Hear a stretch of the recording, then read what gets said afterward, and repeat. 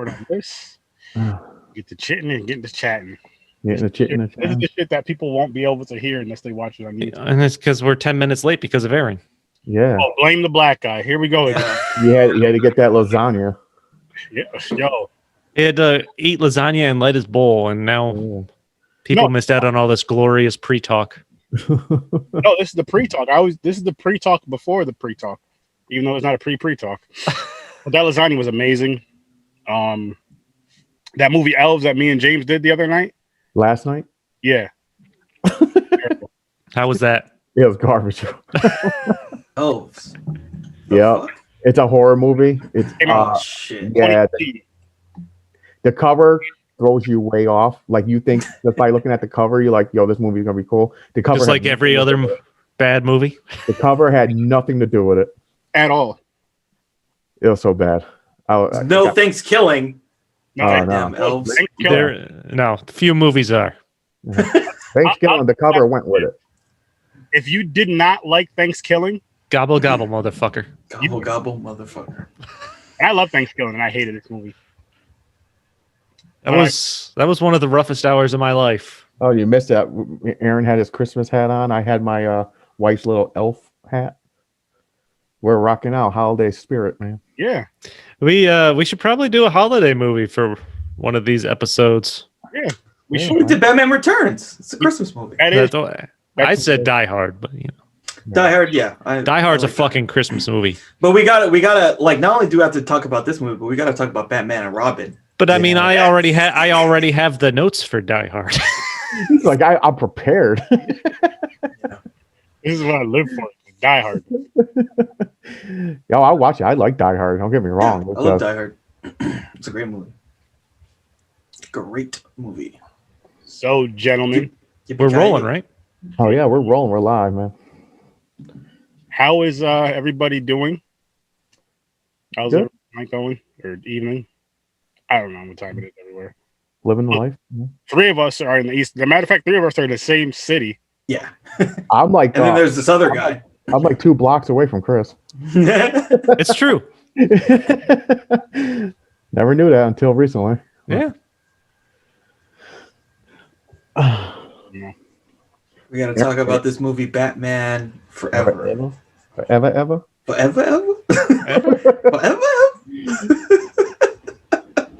That's it. Catman. Right off the jump, if this was the first Batman that came out, I want to be a Batman fan. Yeah, this is because like the opening scene is like that he does that one liner like, "Oh, are you gonna?" Alfred's like got a plate of food. Are you gonna? Would you like some food, sir? Like, no, I'll eat out. It drives away the fucking Batmobile. Drives away in the fucking Batmobile. Like, Jesus Christ. And I'm not really impressed with this Batmobile either. It kind of looks like a bobsled. It's like, it did look a little bit like a bobsled. Yeah, it's kind of thin. It's not like the wide like the original, like the first 2 movies. I don't know. It looks like a toy. Like, I feel like they really kind of toyed it up. Even when it was driving, like going over the bumps, the fucking the fin bounced like it was gonna fall off. Because they blasted that shit on there. It was like some kind of car, and they plastered these plastic fins on it. I was so disappointed because I'm in my head. I was like, I think the Batmobile is decent in this until I seen it. I was like, nope, that's wrong. Like, no. Yeah, they fucked that up. We fucked that up. Hey, Ron, should we be doing an intro? Are you drinking? What bottle do you have there? Oh, I got the same one as last time. Oh my God. Yeah, I got the Snoopy dog. My dad was just talking about this today. That's wine, right? Yeah. Yeah. It's the Bow Wow Wow. Not gin and juice. Yo, that'd be funny as hell if the flavor was like a gin and juice. I kind of surprised that it's not that themed. Yeah, no, it's crazy. And this is like the old school. Like, wasn't that part of his one of the CDs? One of his covers for an album? I mean, that was what's on the label? First off, who the fuck's drinking wine out of a pint glass? I mean, I've heard of all kinds of things, but honestly, this guy right here. He's keeping it classy for the podcast. Are you pouring the whole bottle into that? No, just a little bit. Just a little bit. Just a lot of it. Yo, Aaron, you got to get the fucking. I think I see them at Walmart. They have the the plastic wine cups. They're like the round ones where you hold in your palm. They're shaped like skulls. Really? Yeah. Talk about class. Holy shit. Yeah, man. You gotta get the wine glasses at least, man. Not a fucking pint glass. Well, it's popcorn and pints, James. Yeah, true. I get it. You're going with the theme. I don't have popcorn, guys. I don't like it. Can't stand this shit. Like you could have any type of snack you want. But Fucking makes me choke and hack up fucking kernels for fucking 2 hours. I got some Yeah, fun. Mostly for the name, man. Mostly for the name. I'll tell you what, though, a popcorn that I think is really delicious. Cheetos Right. flavored popcorn. Sure. I got this. Cheetos flavored. Wow. Wow, look at you. I made a Cheetos and I flavored. made an eggnog and the butterscotch liquor milkshake. That So sounds gross. does anyone here make their own eggnog? No, Is that a thing? It's already bad enough. It seems like homemade would be worse. it's Okay, a lot. so- It's a big process. I think I don't have Does the patience. anyone like drink non-alcoholic eggnog? I can drink What the, it. what the Stewart fuck is knows, wrong man. with you if you do? Well, I get it from Stewart. Dude, I drink non-alcoholic eggnog. Stand by my statement. It's good. I know, yeah. No, it is better with liquor in it, but I'd like eggnog all year round. Stewart's is like, I don't know if you have Stewart's where you are. Stewart's has it all year round. They do, which is great. All year round. Damn, no. Nowhere that I know about here carries it all year round. Yeah, right with the chocolate milk. You open the cooler, you get some eggnog and eggnog light. Got the fat-free kind. Eggnog is a truly delicious, hearty It kind of is. drink. And the thing is, a lot of people don't like it. We did a poll at work, and I think Oh no, it's terrible. people hate it. Well, what it is it's a lot of sophisticated people that do enjoy it, like myself. I had love it. last night, actually. It was eggnog and Southern Comfort. It's so bad for you, but I love the shit. Oh man, you can just taste the like. The fat. It's like Dude, it's delicious. It is just I loved it. It's yeah. just, it's like a nectar of the gods, or whatever they say. Like, Yeah, man. Yeah. You can feel it go right to your arteries. Yep. Aaron, did you post the stream? I was gonna repost it, but I don't see it. I did the Z Network, I think. I don't know. I have the wrong title though.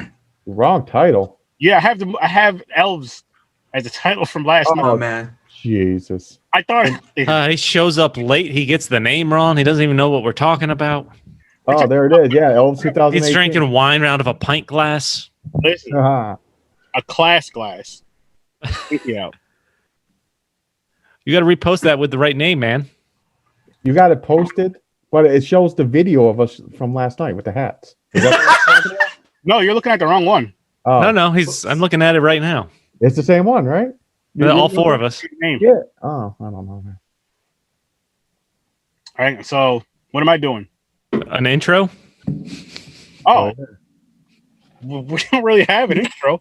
It's popcorn pints. Making the correct post of what we're talking about. Oh yeah, that's what I was doing. I was correcting the post. Well, while I corrected it, you guys verbiage. Man, you that bond rip really got to you fast, didn't it? Oh, there's a couple of them. He's like, where the fuck am I?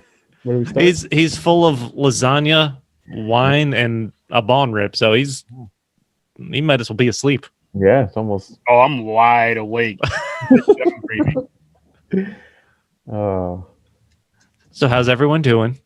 doing good. Doing good. So Chris and I, like before this we went live, we were talking about probably some of the biggest news in entertainment in a long time this year. Like the fact that Warner Brothers is releasing their entire 2021 slate on HBO Max. Oh yeah, that's right. And I'm So, fucking pumped yeah. up for that. I mean, I that's don't a have big HBO deal. Max though, man. Maybe you should get it. Yeah. It's gonna be hard not to have it because I Yeah. feel like at least for the foreseeable future, or at least for this next year, I think this is what studios are going to be forced to do. They're putting everything on there too, like even Yeah. TV shows. Like, No, dude, it starts with Wonder Woman on Christmas Day, which Yeah. I can't wait to watch. wow. I don't know. Yeah, the reviews have just started coming out today, and they've I haven't looked at like Rotten Tomatoes or anything, but basically people said it's good. It's kind of Yeah, long, but it's good. Yeah, I've seen some. Wonder Woman on 84 or something like Yep, that. Wonder Yeah, Woman Wonder Woman. 84. I started seeing some favorable reviews today. Definitely, but they seem to have the same theme of best of the DC movies, Yeah. but still favorable. Yeah. I mean, I'm definitely looking for it. Like that movie should have come out like last year. No, man. Yeah, I think it at this point Like, it feels seriously. like it was supposed to come out last year. Yeah. But yeah, I mean, I'm definitely looking forward to that movie. Like, I think, yeah, I mean, did they hint any other movies coming out for it? Like, well, they're gonna release all of them, but like, it's all sort of at different phases next year. I'd have to look at. They released a schedule as well, but What else was on there? There's a new Conjuring movie I remember. There's oh yes, The Conjuring. Conjuring. I don't Devil remember Made Me what Do else It. fell under Warner Devil, Brothers. Devil but they- Within or something. something Conjuring like 3? that. It was Yeah, like Godzilla versus Kong, Yep. That's Oh, right. Matrix 4. But yeah, Dune. Matrix 4 is going to be the fucking Dune. Yeah, Because I heard that was supposed to come out before COVID. That was supposed to drop on the same day as fucking John Wick 4 or something. Like he no. John Wick and The Matrix 4 were originally Yeah. scheduled to come out on the same day. It was going to Yeah. be fucking Keanu Day. yeah, Yeah, Keanu. Same thing. Keanu. And then one of those even got postponed or pushed back before Yeah. that was before the pandemic. Yeah, that was Because I was praying those two movies would come out on the same day just for the fucking fun of it. Just Yeah. do a marathon, just like Keanu-thon. yeah. John Wick that's good ass movies. I like Those are just fucking fun. Yeah, They're really fun. Very violent. They don't hold back. I think it's one of his best movies for his personality. Like he's one of the nicest dudes, but like he's one of those silent type. He plays the silent character. He Like, does. he don't have to talk that much, except for Bill and Ted. You know his I feel like Keanu disappeared for a while, and then the Matrix rolled around, and it just threw him back into popular culture. yeah. Like it relaunched him back into it. Mortal Kombat. That's another one. I can't wait! I'm super excited to see how that. It's going to be rated R. Now, None of this. is this None of live this action? bullshit. Yeah. Mhm. Is this the one where they did the trailer like years ago with the dude from Spawn? I don't know. I don't think he's in it. It's I know this sounds vaguely familiar. I think I know what you're talking about, but I think that was kind of a tease. Where he was doing the interview with Scorpion in jail, and Scorpion was, "I can leave anytime. I turned myself in," and the handcuffs just dropped. I vaguely remember that, but again, No, I think I that, was like, I seen That sounds a little saucy. Yo, I seen that. I haven't So if they make this movie, that shit's gonna be dope. Yo, I'm pretty sure. I heard about sure. fatalities in it and everything, right? Yeah, I'm pretty sure that was like a tease to try to convince some Yeah. studio to remake to pony up. Gotcha. That would have been cool. I would have watched that. remake it and remake it right. I'm gonna watch it. Yeah. There's let's see what else. The other big thing is like the Suicide Squad, so the James Gunn Yep, I forgot that was on there sequel too. thing to this to the other movie. That should be really good. No, dude, there's some big name movies in there, and that's what makes it such newsworthy. Damn, I'm gonna look into Such a HBO Max newsworthy then. thing. I mean, a James Wan movie, Malignant, is going to come out too. It's going to be released. There's some kind of original horror film. But I mean, if the pandemic stays the way it is, and I think this is the way it's going to be through spring until the the vaccine is out there and it's available to people. But then you still have the fact of people like it's a new mentality we're in now. Like it took a while to get in the mentality of needing the mask and drilling into my head. It's not really safe when I'm around people, basically. And that's going to be a hard mentality to break once we get to a point again where, scientifically it is safe, but I'm still in this headspace where I'm like, I still don't want to go out in groups. There's going to be a lot of people that just not going to want to, because like, that when you go to a theater, there's going to be some dirty, nasty people coughing and shit. Yeah. It's going to be and I think it's going to be and just because the vaccine now is out doesn't mean, masks immediately go away the same day. I think we're still going to be wearing masks, and I think we should to help phase it out as people get vaccinated, for one thing. Yeah. People that believe in vaccinations, at least. Yeah. I don't want to go down the road of anti-vaxxers because that's a whole nother thing. It doesn't Dude, really fit the theme of it, but the anti-vax stuff is going to be like a fucking cavalcade parade. that's gonna dude. that's gonna be a problem. You're going to see more than any time in history. You're going to hear that shit. It's not even the anti-vaccine. You're going to have some people. It's because usually when a vaccine comes out, they test it for like a couple years. But so they don't know the long-term side effects, so everybody's afraid to take it. Yep. Because they're like, am I going That- to grow like an extra ear? Am I going to get cancer in a year? You know what I'm saying? Yeah. So people are But- worried about that. Here's an idea. We should talk about Batman. Yeah, there you go. Well, we're waiting for Aaron, so we're random. Is Aaron finally ready? You got it down I there? couldn't change the title, so we're good. When it goes on YouTube, it'll be the correct title. The Facebook title of people were. It's the Batman movie, I promise. Batman. So when I repost this, I'm going to say we're really talking about Batman. Blame Aaron. Yeah, there you go. Tag me. Uh, Listen though. I read over some of the show notes, right? Yeah.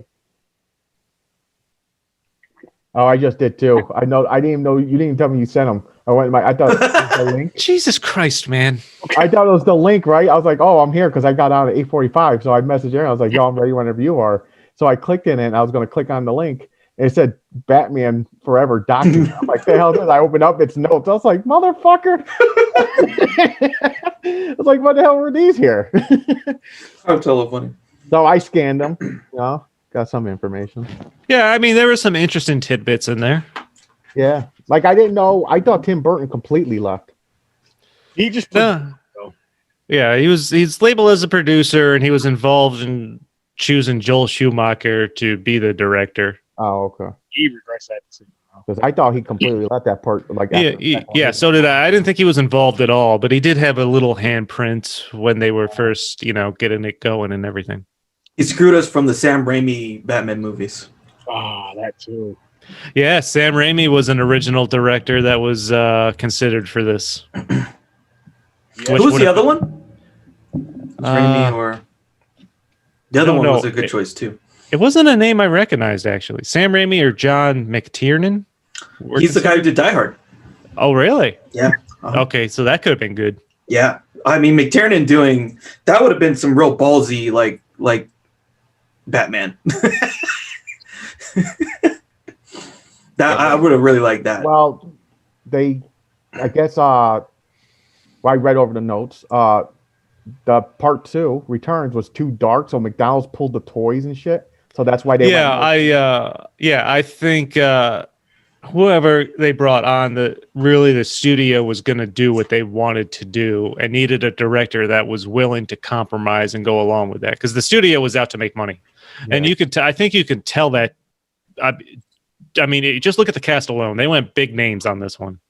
Yeah. Like Batman Returns underperformed in their opinion, and they wanted to fucking make money and market the shit out of this. Yeah. Oh my god, and they fucked up because They did.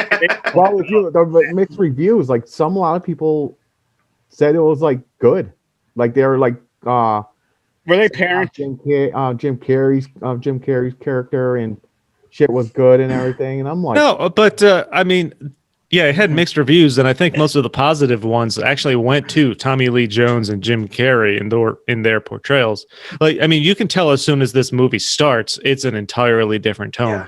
oh yeah, It is more comic-y, more cartoony. There's the neon that they purposely tried to avoid in the first it two. reminded me of the '60s Batman. I was waiting for like letters pop up, pow, bam. Yeah. They even had the sound effects at one point. I heard like when Batman kicks someone, you heard that like the Yeah. little Yeah. Batman. So I'm like, what the fuck am I watching? Yeah. And that's exactly what Schumacher was going for. He wanted to take it in basically a completely opposite direction.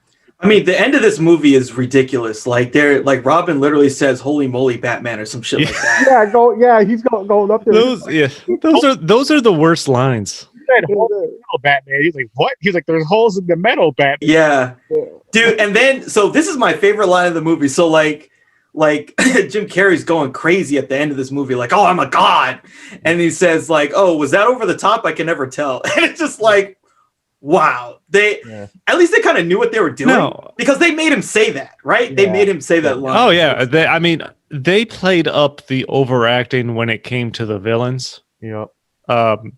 Which honestly, I mean, I think it worked for Jim Carrey because that's the kind of actor you have in Jim Carrey. That's what you expect from him. I honestly think he was a solid choice for the Riddler, and he fit the tone they were going for. Yeah.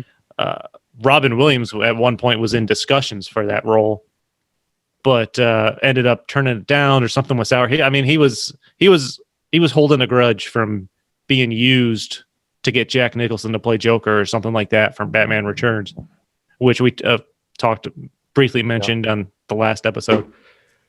But Jim Carrey he can play a good insane person because it reminds me of Ace Ventura. How he'll act. Yeah. And that's he's that kind of actor.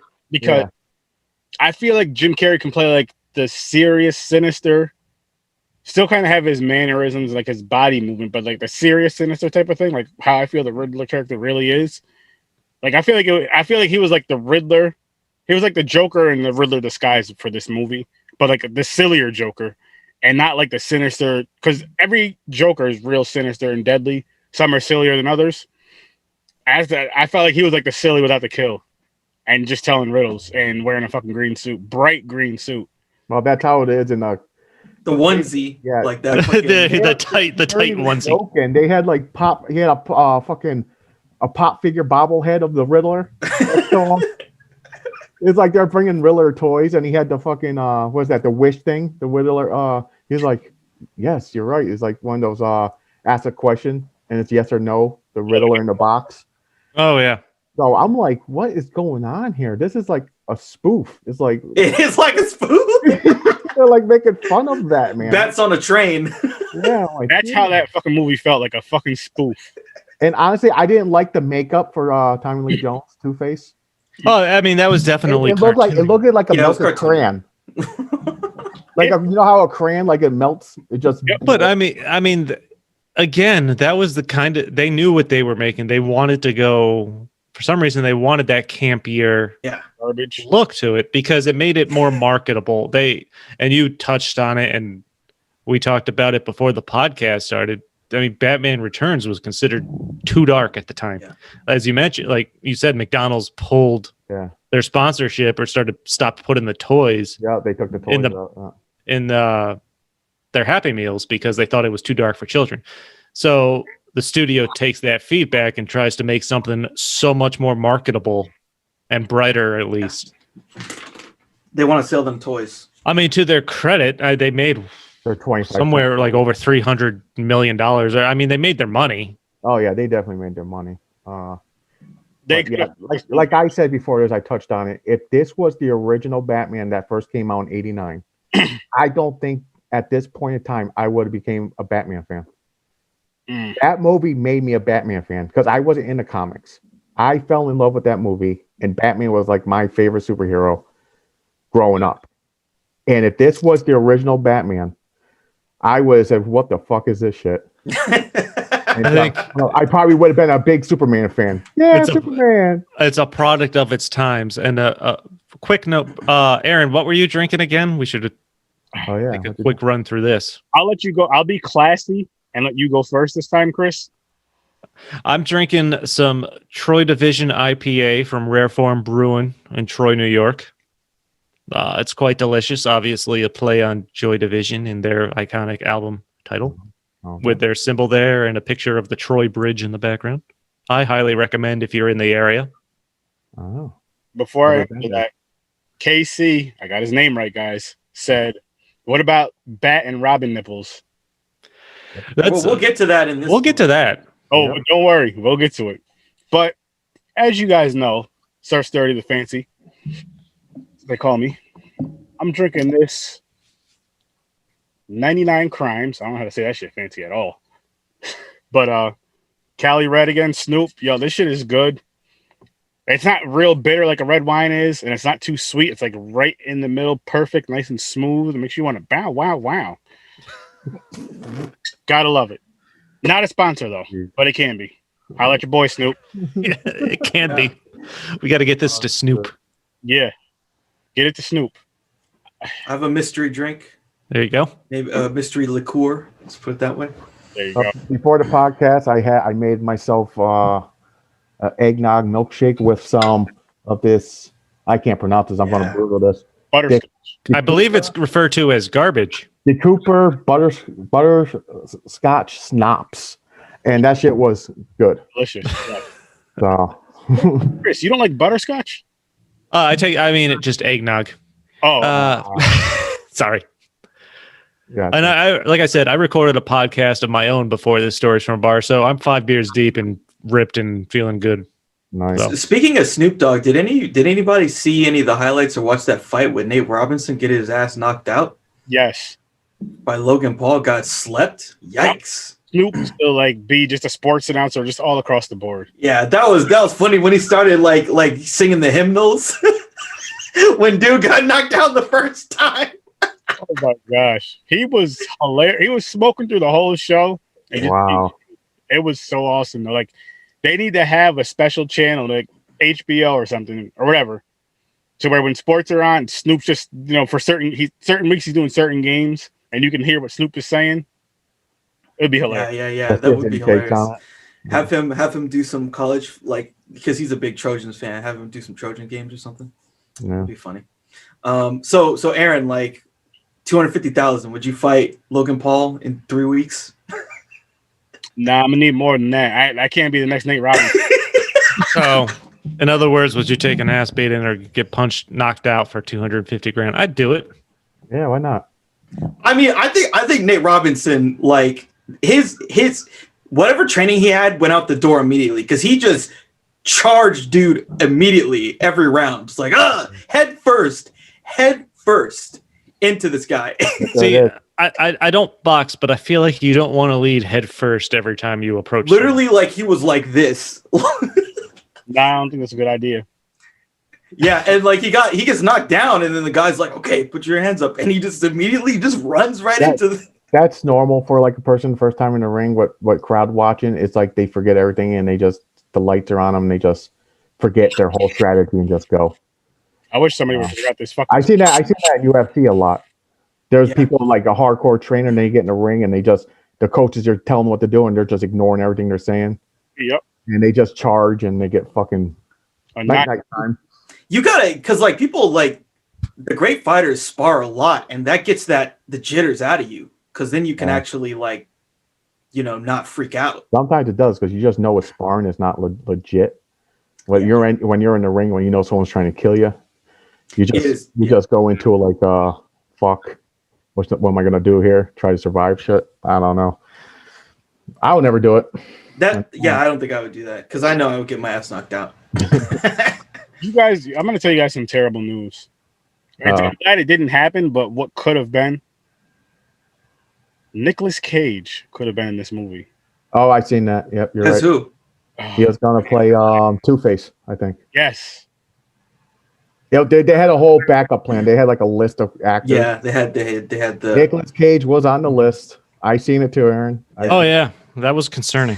I mean, I just feel so bad. Like Tommy Lee Jones, like he must have hated this movie because like he hated what's his name? He hated Jim Carrey. He was difficult to work with, from what I was reading. Seemed like he hated the director. He just hated everybody. I don't blame him, but For the money, man. He got paid. But I mean, in 1995, you know who Jim Carrey is. I assume Tommy Lee Jones had seen the script. Yeah. I'm like, what the fuck did you expect? Did Val Kilmer he didn't read the script, he just took it just because of the money? Val Kilmer took the job just because he liked Joel Schumacher and knew who the director was. He didn't read the script. Ethan Hawke was originally offered the role and turned it down and regretted it. I think he would have made a great Batman.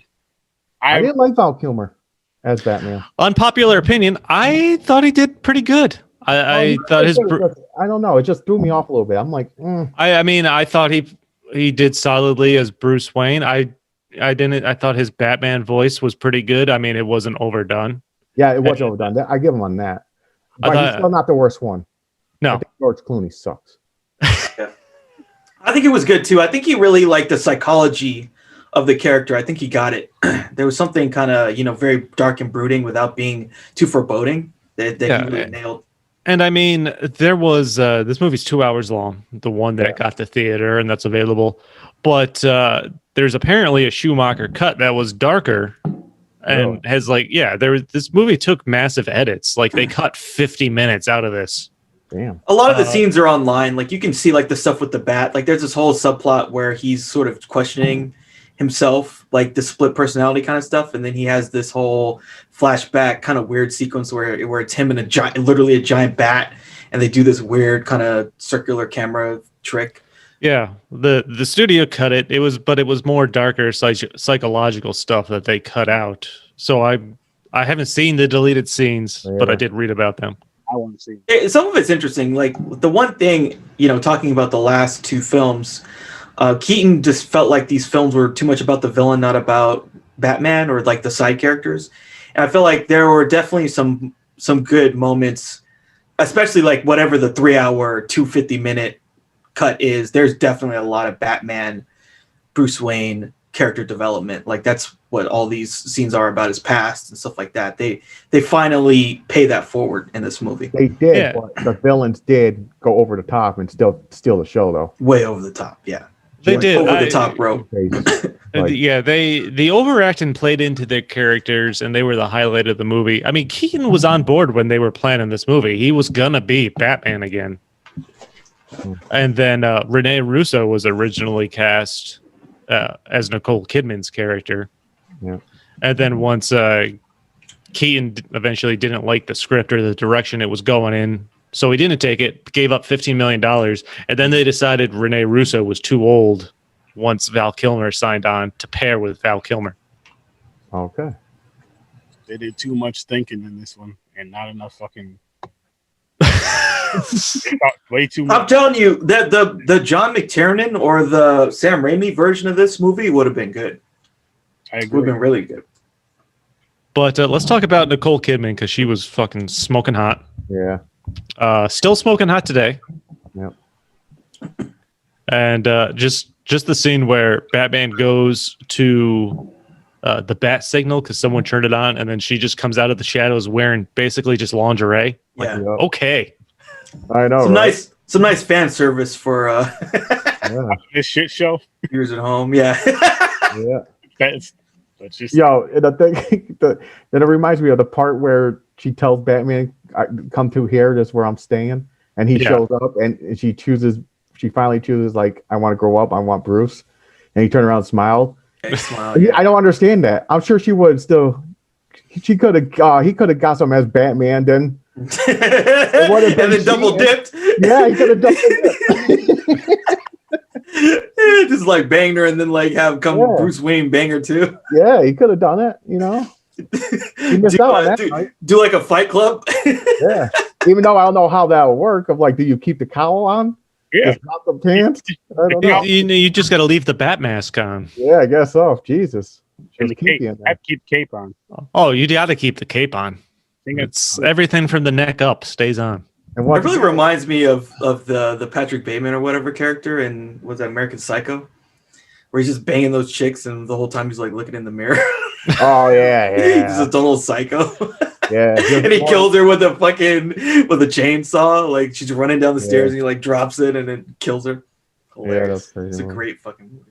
But They're this movie follows suit though, because guess what? Everybody at the end finds out who Batman is. Even the villains this Yeah. time. I'm like, Jesus, come on, guys. Yeah. I'm like, So The, okay, so this was a crazy scene too. So he adopts Dick Grayson, right? Yeah. And he's just hanging yeah, out. that's when he starts liking Dick. He's he and then he's just Dude, hanging out, right? Every time Alfred comes into a scene that involves Robin, Dick Grayson, and he says Master Dick. Master Yeah. He's the master Dick. Yeah, man. And like so Dick's watching him like do something because there's this one door he can't get through. And then like Alfred goes down the stairs and then he does this weird fucking It's shit. Acrobatic. Yeah, Acro- that's right. Like I thought that was like totally ridiculous. It was overkill. He didn't have to do 18 jumps to get to the bottom floor. No, it seems like that would have really slowed him down if he had just jumped straight down. Yeah, exactly. He's trying to show off. He's like, I didn't realize this until halfway through the movie, but it's the same Alfred, not only from the first two movies in this movie, and he's also in the fourth movie. So they have the same Alfred in this 4-block movie. The same Commissioner Gordon too. Oh, yeah. At Yeah, least that I from the definitely other did three, notice. yeah. But the Commissioner Gordon in this, he is totally useless. Like, No, he doesn't even have 5 minutes worth of screen time. No. yeah, he is totally useless. He's not like the ones that we get in the cartoon or in the Nolan stuff. This guy is an absolutely useless character. Yeah. I started watching this, and I honestly didn't even remember Robin was in it. Completely forgot. You try to totally forgot. So I really like this version of Dick Grayson though. I think it really works. He's like probably my favorite Dick Grayson that we've ever had in live action. I thought that was something they didn't really pay it off well enough, but I thought that the dynamic between the two of them worked. Yeah, no, you can make as many jokes as you want about Robin and the sidekick, and I think they played it well enough in this movie up until the point where I think you mentioned it, James. They get onto that island at the end. He's like, "Holy moly, Batman!" And then I'm like, fucking the cheesy dialogue right there. Cheesy shit. I was like, "Oh god." No, the island has holes in it, Batman. Yeah. It's just so ridiculous. Cause and then it's just this movie is so like helter skelter, right? Like you get that, but then he's fighting Two-Face, and it's like actually an emotional scene, and he's like, "Do I kill him or not?" And it's like, what am I supposed to feel? Movie? Am I supposed to laugh, or am I supposed to actually take? Then he helps seriously? him. Then he gets caught. Oh, and seeing Chris O'Donnell in 1995, he looks mirror image like the lead singer of Matchbox 20, Rob Thomas. When he was, so every time I saw him, I get a Matchbox 20 song stuck in my head as I'm trying to watch this movie. Oh my god, I didn't put that together. It looks like they look like fucking brothers. They do. Holy shit! Yeah. Well, you know what I say. We all look like Aaron don't know who Matchbox 20 is. No, he doesn't know who every white person is. But Aaron, do you know the song "Smooth" with Santana? No. Oh my god. Yeah, sing it. I want to push you around. Push you around what? No, he don't know. It's too white. Yeah. For him. It's too white. It's like adult contemporary rock music. Yeah. I mean, I'm sure the song played so everybody had to hear it. If you listen to like Fly 92 back in the day, dude, they still play it. I mean, that song still gets played. "Smooth" by Santana. Yeah. What do they say in the song? Well, Santana don't sing, basically. No, I can't think of how it goes now. Yeah. You would know it if you heard it. Fuck. Yeah, I can't sing. I won't sing on live anyway. Why? Why not? I do it all. Because people know how good I sing, and I'll get a record deal, and my family a crush because I'll end up cheating on my wife with models. And shit. And he'll be rich and living his life. And then he can't do this podcast anymore. Yeah, and nobody wants that. I don't want to be selfish. Who wants that? I'm thinking about you guys. I appreciate that. We understand. I'm looking up the lyrics, but continue.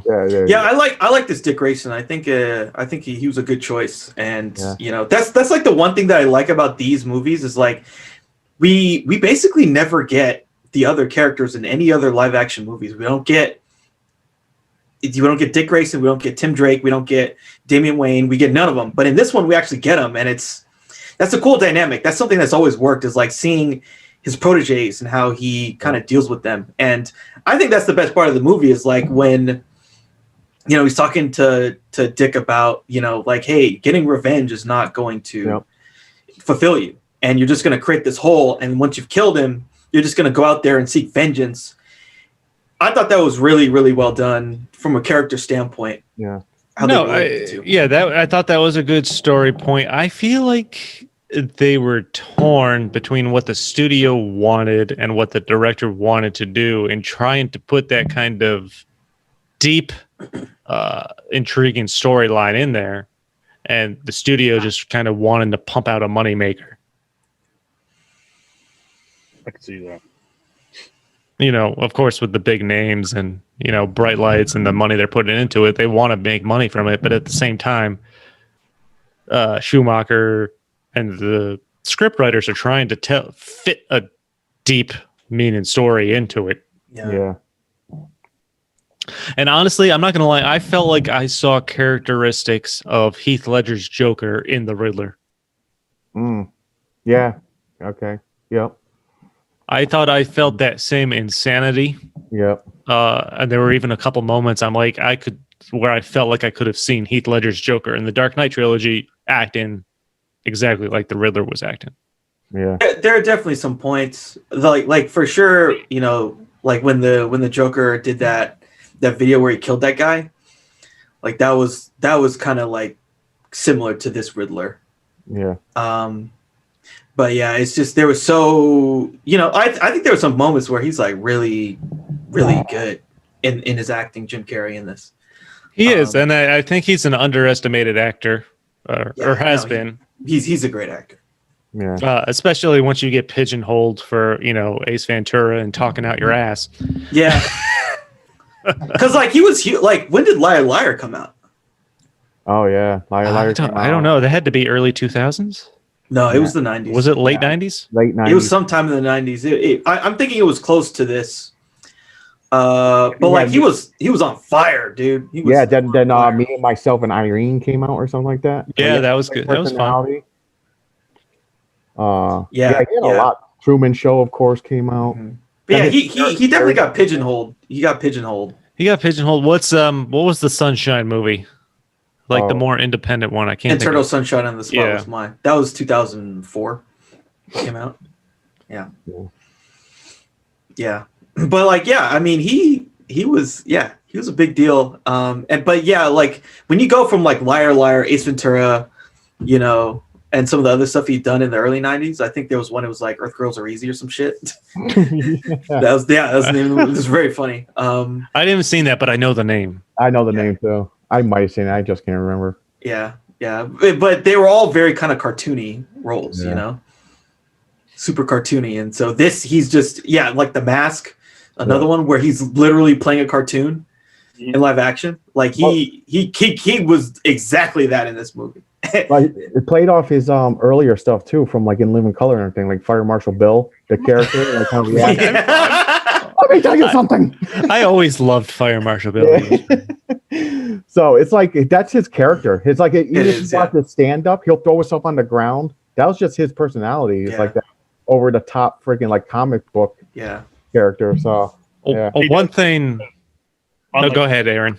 I was just gonna say that over the top acting with Jim Carrey works. Nicolas Cage, it doesn't work for you. Just stop. Stop acting. I'm glad you weren't in this movie. Stay out of any type of movie that I would actually watch. Stay out of the horror genre. Just stay out of any genre. Oh, they wouldn't have put him as the Riddler. There's no way he can do the Riddler. Two-Face. They would have done Two-Face. Man, that 90s version of him doing an over-the-top Two-Face, holy shit. I don't know, man. He might have been able to... Holy shit. It would have been interesting, though. I could see it, man, and it is a sight to behold, just thinking of him in this movie. Yeah. One of... Nope, go ahead, sorry. Because like I feel like that's why Tommy Lee Jones was so mad. Like he felt like he had to match his intensity, and he couldn't do it, and so then he got pissed at him, and he got pissed at the director because the director wasn't taking his side. He's like, dude, nah, you're trash. Like that's probably basically what he got spit back at him from, and so he just probably felt kind of isolated. Yeah, Two-Face is not like that. Two-Face, you're supposed to split personality. One's like evil. You're not comical like that. You're not supposed to. Yeah, one's real dark and one's like he's not comical. They even did it through the movie. Like his cave was split in half. Like the one chick was like, "I made you a delicious meal." The other one's like, "No, I got you a roasted boar." Like over a fireplace. Like Jesus. I'm like, okay, it's like a yin and yang shit. Well, I mean, Schumacher was also quoted as Tommy Lee Jones being a source of trouble, saying Jim Carrey was a gentleman and Tommy Lee Jones was threatened by him. Tired of defending overpaid, overprivileged actors. I pray I don't work with him again. Yeah. Wow. I definitely suspect that was just like because dealing with actors can be very kind of I don't know curmudgeonly or whatever. And like if you're in this fucking movie, right? And so all of a sudden you're signed up into this campy shit, and you're like, dude, I can't do that. And the director's like, well, you're gonna do it anyway. And then you got to play opposite Jim Carrey, who's way over the top, super cartoony. You're like, fuck, I can't do this, and you're just trying, and then no one's like, yeah, you suck, but whatever, keep trying. Like that can get frustrating. I understand. And another quote I came across, I guess Jim Carrey eventually acknowledged Jones wasn't even friendly to him at all. He told Jim Carrey some point in the production, "I hate you. I really don't like you. I can't stand your buffoonery." Wow. That's hilarious, man. That's hilarious. Because like there's a couple of scenes, like there's a scene with the two of them together, Riddler kind of busts into his lair, and they have this moment where they kind of like it gets a little physical. You can tell there were some takes where like he basically kind of bumped. He really put a hit on on Jim Carrey, where he kind of like hey, like let out a little steam on him. I can see that happening.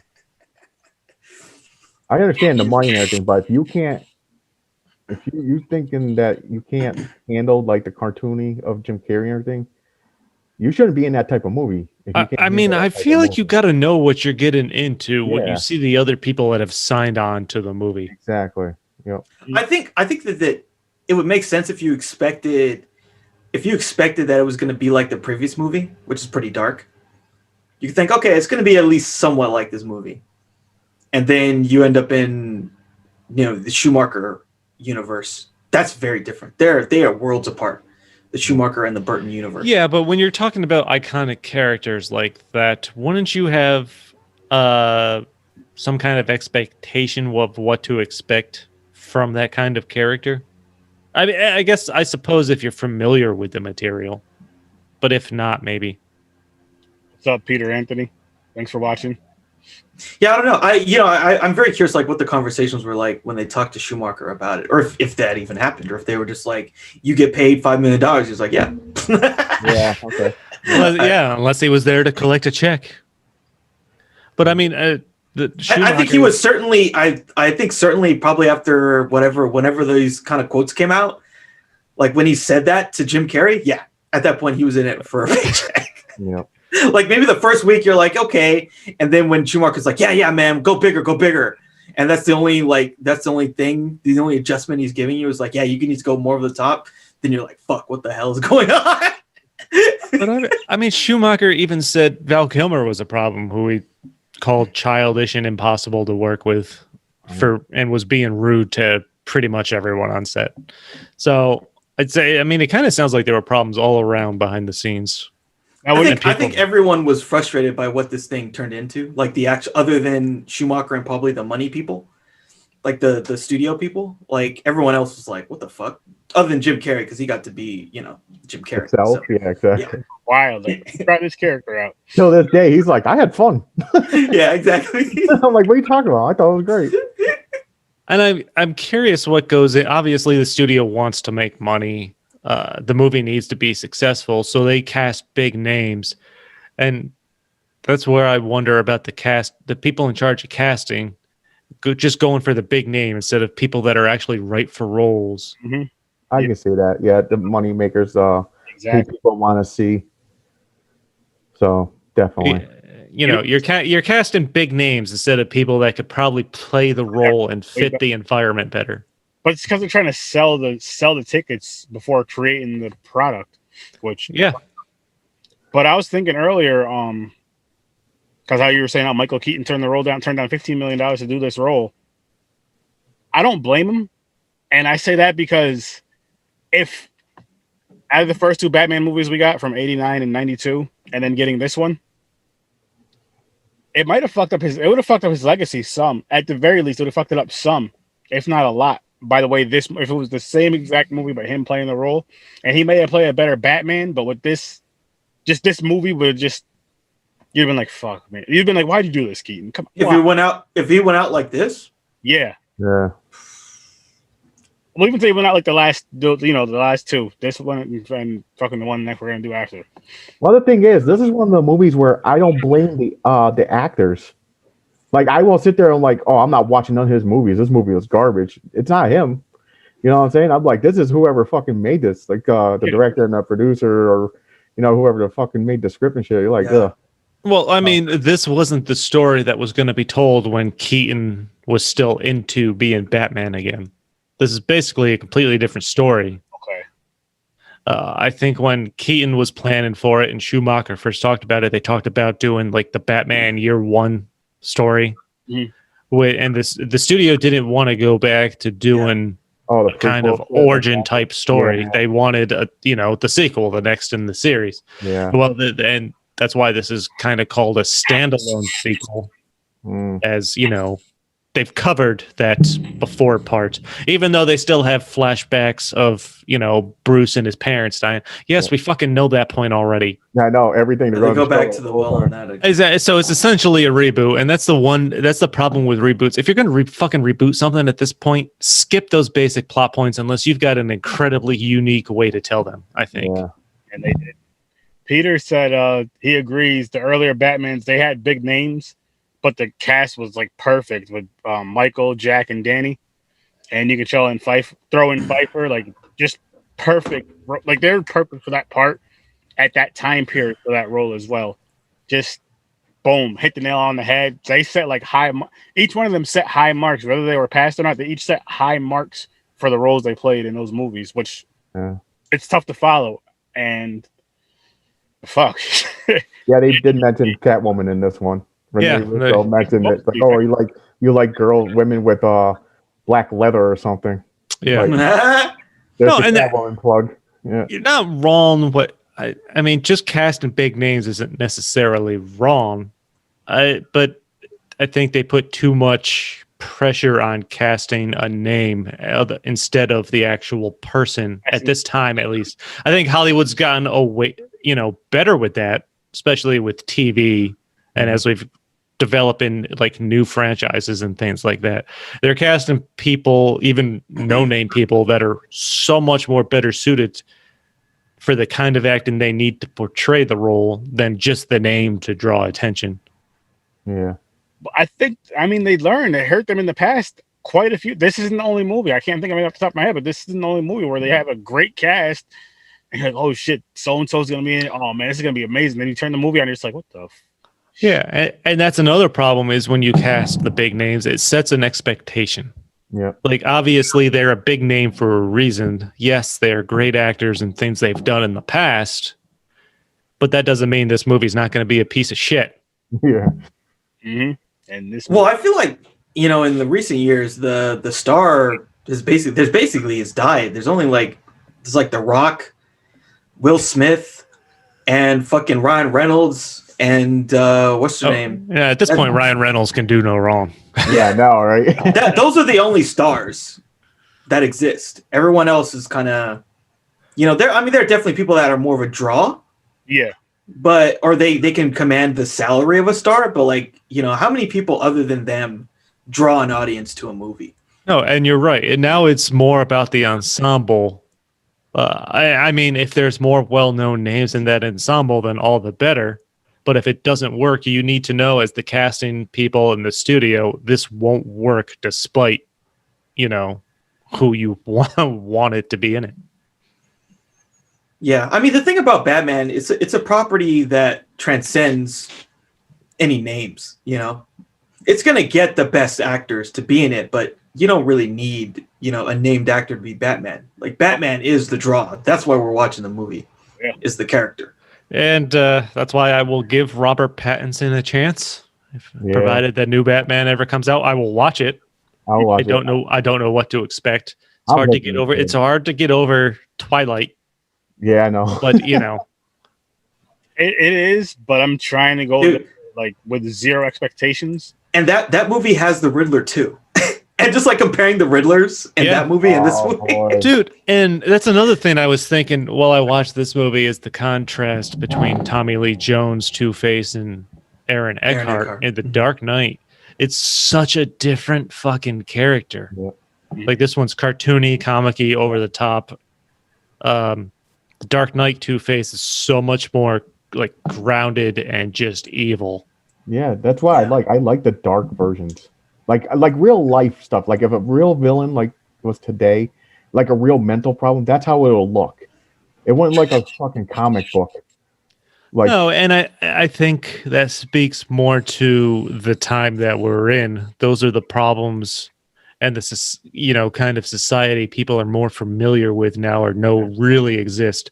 So when you can take something that really exists and play it to the extremes, which I think The Dark Knight did, that's what made that so much more fucking serious and focused.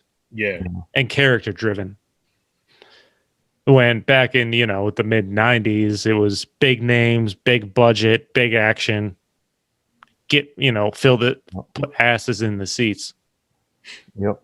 Which hurts. And a lot of times in the long run, it hurts because you go back, as we did, go back to this movie, and I'm just like, I don't know if I hate it more now or as a kid. Because it was. I'm not going to lie. I found the movie entertaining. I thought it was a fun enough watch. I could say that. I enjoyed watching Jim Carrey as the Riddler. Yeah, he was like the part like I didn't. I think he was the highlight of the movie. Yep. I think Tommy Lee Jones's Two-Face in this environment did fine. I mean, those two got the best parts of the reviews. Everything else was mostly mixed. Even Val Kilmer, I thought he was a solid enough Bruce Wayne and Batman. I thought the bat suit was fine. You're right that I thought the Batmobile looked like a bobsled. It did. It did. I'm telling you, I seen. I was like, oh shit, what the fuck is this? Or even the scene where Robin takes finds out he's Batman and seals the Batmobile. He's out. He comes across this neon gang fight. That's another thing that bothered me. A whole bunch of witnesses see this dude. They're like, you're not Batman. But they can pinpoint like, yo, this dude. Like someone reported, like, yeah, there was this dude. They're like, hey, isn't that Dick Grayson? He's staying with Bruce Wayne. They start connecting it. Yeah. Like, come on, like, geez, you're in the exactly trying to pick up chicks. The more you go into the Riddler's plan of him trying to get this box into everybody's home, like a cable box, but yet it's like just a green blender. Like how the fuck are you calling a green blender the box? Yeah, the box. You're calling it a box, and come on, man. Call it the blender. Yeah, call it the blender. It looks like a green fucking blender. It works for a mind fuck. The mind blender. Well, you can't call it that. You call it the blender and whatever. But it clearly shapes and looks like a blender, and they're calling it the box. I'm like, seriously, that's the name they came up with for this. That shit looked hella cheap too. Like oh my god, the prop they have for that. Well, it was like, dude, it looked like they just plastered on. They took a blender, they took the shit off, they plastered some green shit on the side with fins. Yeah, and they're like, yeah, that's it. A couple neon lights on there. Let it spin. And then, and then as the Riddler and Tommy Lee Jones figure out Bruce Wayne's Batman, they come in, they kidnap Nicole Kidman, and Bruce is there with Alfred trying to figure out the riddles of who's behind it. He realizes it's Edward Nygma. And then all of a sudden, they immediately know where to go. This big blender-shaped island, somehow in the water. That immediately, that's his normal address. That's where. Yeah, it's like they're used to this being there. It's not. It was never suspicious at all before. It's like you retrofitted Rikers into a fucking giant blender. Yeah, this has been out there, but it wasn't suspicious before. Now that I know it's Edward Nygma, let's go flying directly there. That thing was like a beacon. It's like a massive beacon with I know. It's like, dude, go to the beacon. That's not suspicious at all. Way before all this crime activity happened. I don't know. Yeah. This movie's like pretty ridiculous. Yeah, it is. You know what I did like about this movie? When the Riddler had the bat sign go off, and then he had his question mark shit going off in the sky. Yeah. Oh, yeah. That was really cool, actually. That's something I hope that they kind of would do again at some point. Like in a non-campy movie, because that's actually like a really kind of smart way of kind of doing like a middle finger to Batman for the Riddler. Would do. I feel like the Riddler would do it as like, but he would do it as like some sort of riddle. Like you follow the way the shit, the cane or whatever, and this is how you're gonna get to where I'm at.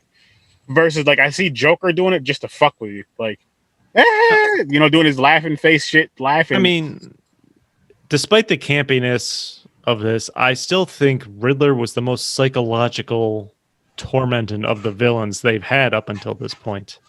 Even with the Keaton movies. I mean, psychologically, you look at the Riddler, I think he got into Batman's head more than Joker. Even Nicholson's Joker, even though Jack Nicholson as Joker was great. I think if you're looking at psychological torment, I think the Riddler really played well in this movie. Yeah. Because that was one of the main plot points when they were writing the script that Burton really wanted to keep in, is that dual sense of Bruce Wayne, Batman is the same person. Like, which way is he leaning? A split personality type battle. Yeah.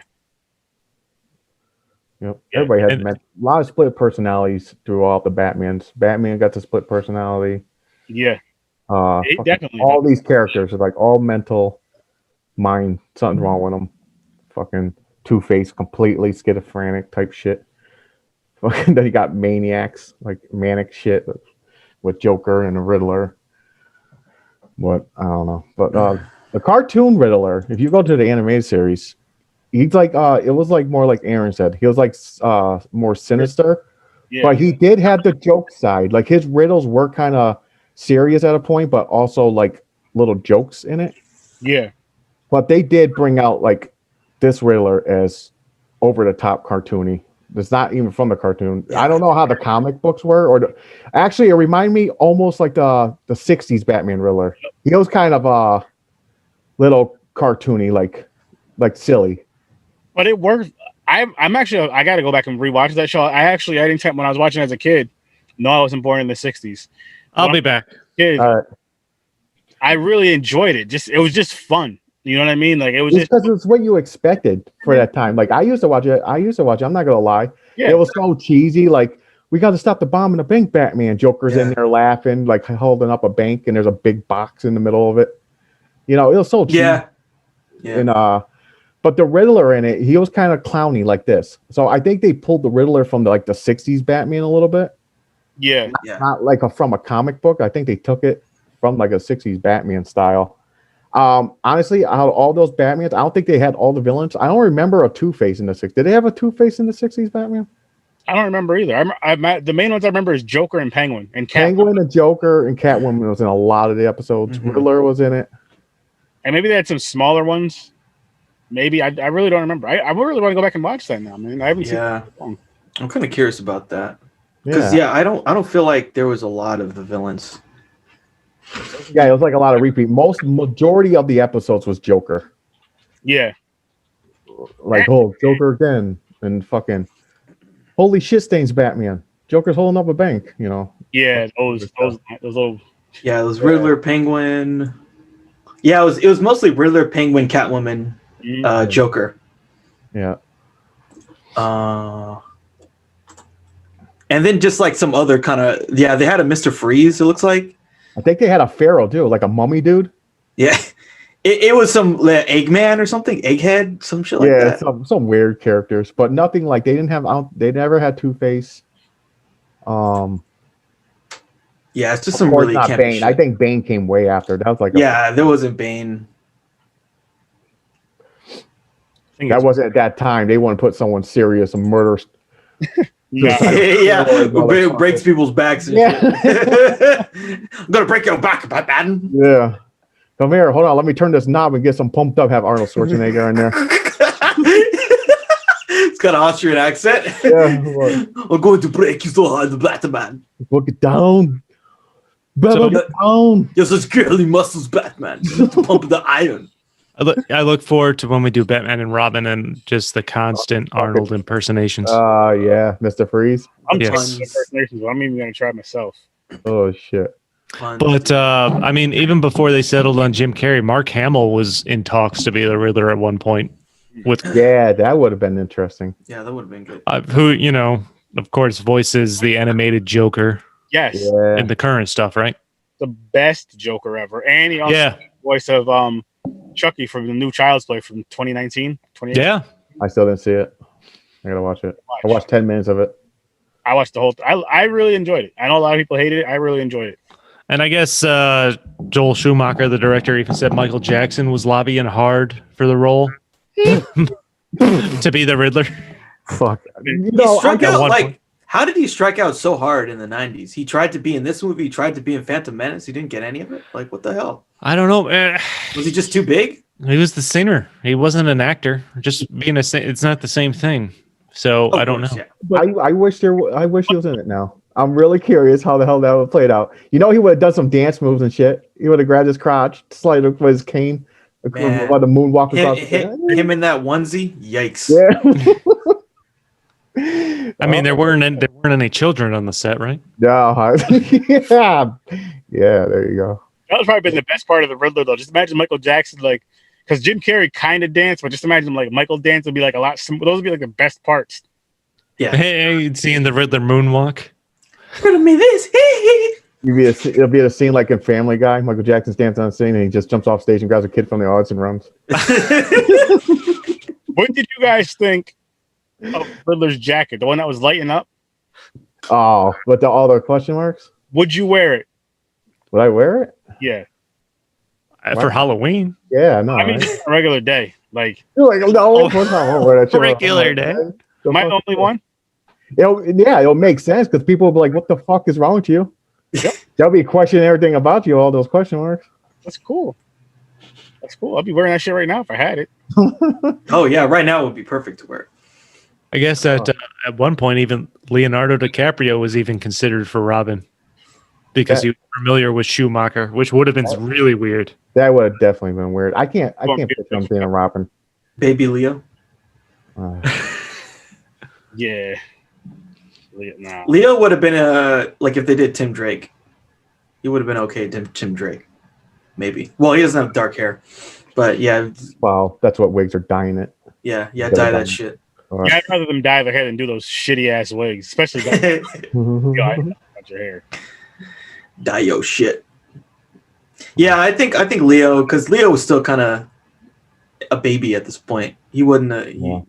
Was this the Family Ties time, or just after? Was it Family Ties he was in? I believe so. I think it was Family Ties. So It sounds familiar. I think Family Ties was the 80s, right? Family Ties was So that we're talking mid 90s. So yeah, I mean, he would have been about the Robin age. Yeah. Then again, Leonardo DiCaprio's looked like he's 13 years old for 20 years. So that's true. He does have that baby face. Yeah, he like I said, he would have been a good Tim Drake. I don't think he's not a dick. He's a master dick. He's not Master Dick. He's Master Tim. Master Tim. I couldn't call a grown man Master Dick. Yo. He should only call him Master Grayson. Like you cannot call him Master Dick. Or Master Richard. That's fine. That would have been. I feel that had to be intentional when they were writing the script. We got to make sure Alfred says Master Dick. Yeah, I mean, Schumacher is he's kind of pervy with what he does with Batman. To be honest, with all this stuff like the nipples and the ass shots, the bat nip. He's all about that shit, man. He's this was kind of the beginning of the bat nipples that were so infamous from Batman and Robin. Like there's some close-ups. There's a shot. Yeah, they're in here. Yeah, they're in here, but they look like black buttons. It looks like just little black protrusions, a single, a solid circle. And I googled bat nipples before we started recording this, and George Clooney came up immediately in the bat suit for Batman, and they just look. And we'll have a lot more jokes about it in Batman and Robin. The animal. If you're looking up you Google bat nipples. It's a bunch of bats with nipples. No. George Clooney comes up in the bat suit when you Google bat nipples. That's the first hit you get. If I was chosen to be Batman, and they're like, "Oh, you're gonna wear this suit," I'll look at it and go, "Yeah, you're taking those off, right?" Like I'm not putting this shit on. What the fuck is wrong with you? Why the fuck are these here? Yeah, it's supposed to be a solid plate with my bat signal. Pull a Wesley Snipes, just go into your trailer, never come out. Yeah, it's like never talk to anybody. They knock you like, "You're gonna come out? Get rid of the nipples." And like you won't even talk to anyone. Like you have someone else tell them. Yeah. Miss James, he's not coming out until you get rid of the nipples. Yeah, that's what he has to say. Nipples. He's also never going to talk to you again. So yeah, Jesus, it made no sense. I don't know why they're there, but they did start it in this one. They started adding. They're like, "We gotta make it like a muscular, realistic chest." No, it's not a chest. It's a fucking suit. It's body armor. It's bulletproof. It's supposed to be padded plates. It's tactical. It's supposed to be tactical. Jesus, come on. Fucking so ridiculous. He's definitely. I definitely think like there's a level of that where what's his name, Schumacher. He's just into that shit. Just into doing this campy, wonky, weirdo stuff with Batman. Yeah, it's just what he wanted to do. He got to do it, and we were like, "What the fuck?" I mean, he got to do what the studio let him do. Obviously, he shot like an hour's worth more of footage that they ended up cutting. But so another fun side note: Tim Burton hated the movie title, Batman Forever. Didn't like it at all. I don't either. Especially after seeing it. Did he have a specific? Did he say? I couldn't find a particular explanation. Okay. Just that he hated it. I don't understand why it's called Batman Forever either. No, I don't. I don't feel like it plays into this. This should have been called Batman and Robin. Yes, when Robin first introduced, this should be Batman. Yeah, this would be a better Batman and Robin title than it would. Yeah. Then what do you call the next one? Batman: The Big Chill. I like it. I like it. Batman frees your expectations. Booty and the Beast. That sounds like a porno. No, it should have. Like if they're going with the comic book style, Two girls, one Batman. Like it had Mr. Freeze in it. They could have had like a Frozen title in there, like somewhere. It's like Batman, Gotham Frozen, or some Gotham Freeze. Yeah, something in there. Winter in Gotham. Yeah, like in cartoons. You know how the anime series they'll have a title of like, episode. Yeah. What did you say though? That was funny. Batman Chill.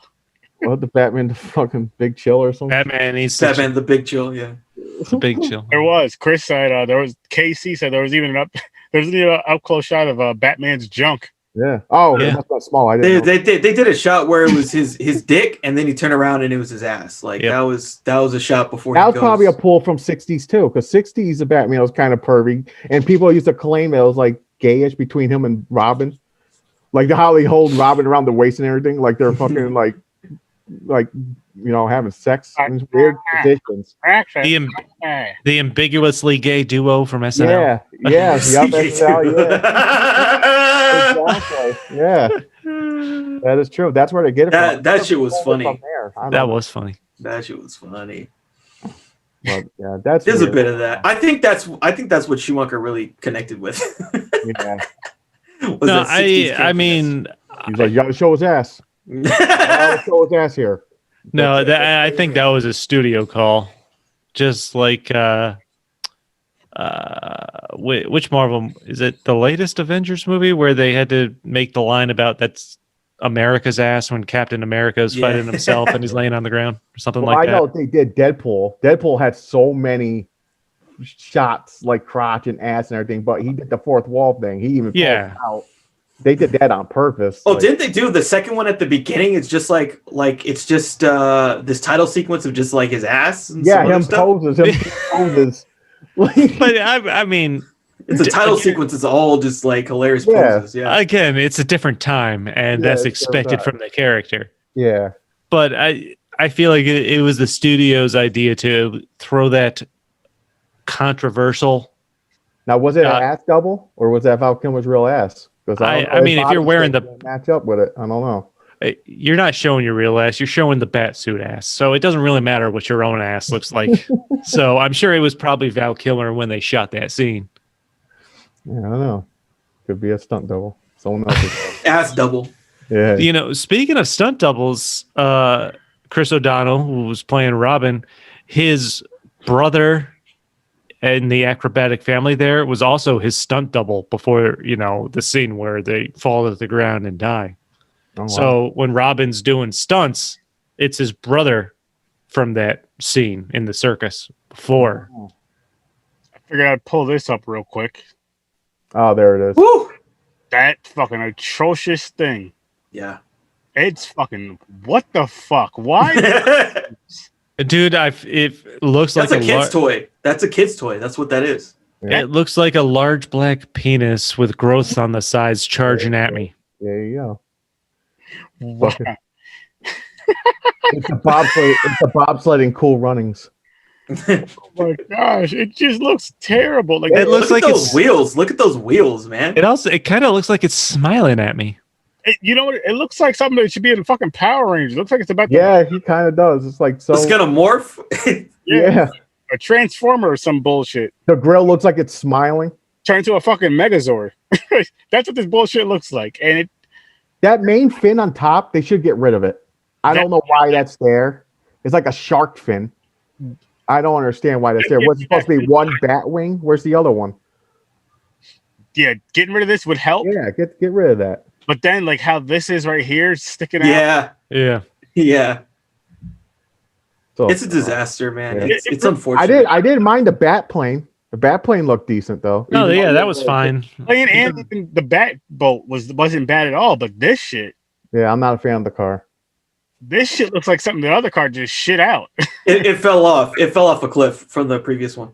Yeah, it's really bad. You can't tell me that doesn't look like a dick with wings. just remove the wheels. Yeah, comes flying at you. So yeah, it's the shitty Batmobile, people. Yeah, it's bad. I'm not a fan of it.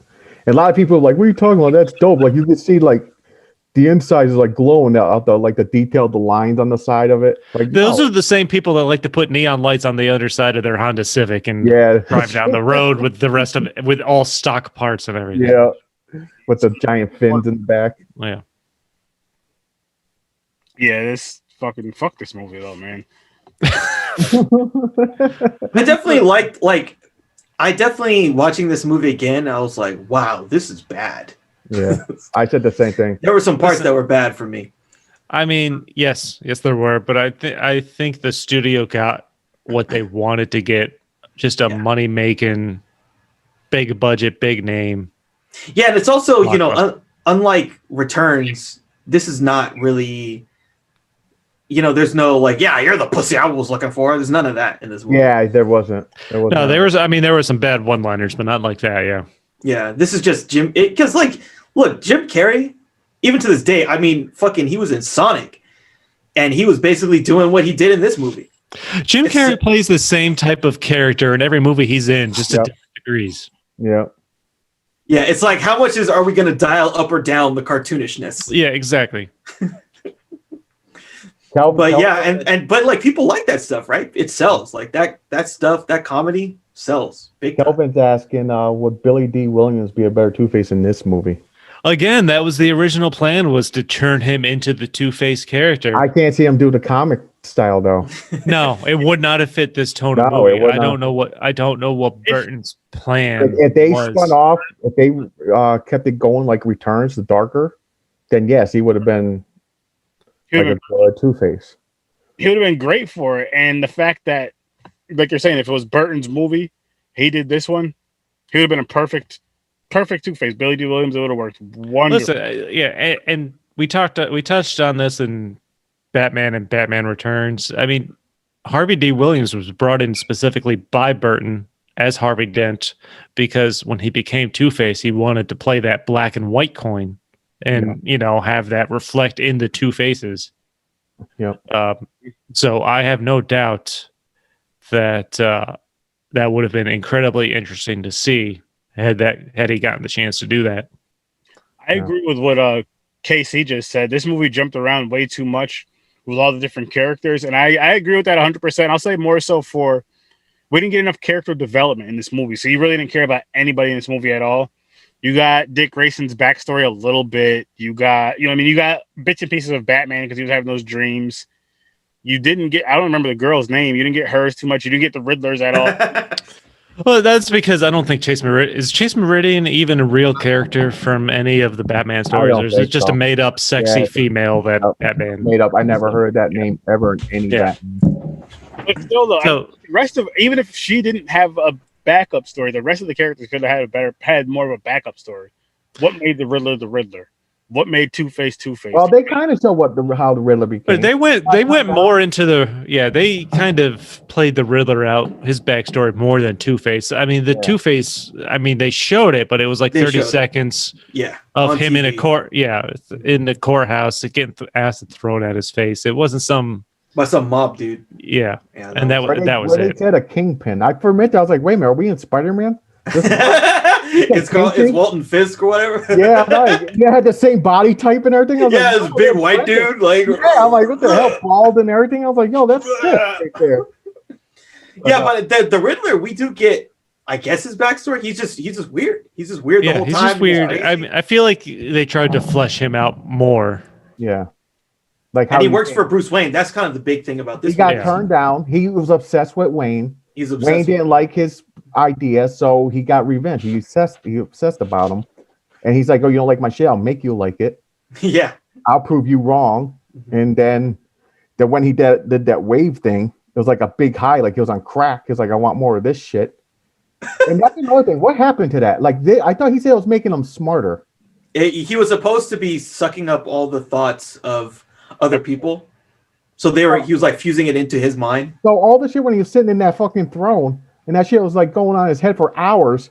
Shouldn't he be like the super genius where real crazy though? Because everybody's thoughts. No, I'm not talking about the end when it got fucked up. I'm talking about before that when he was just chilling and just when everybody had the shit running in their houses, like the normal flow of the shit coming in at him.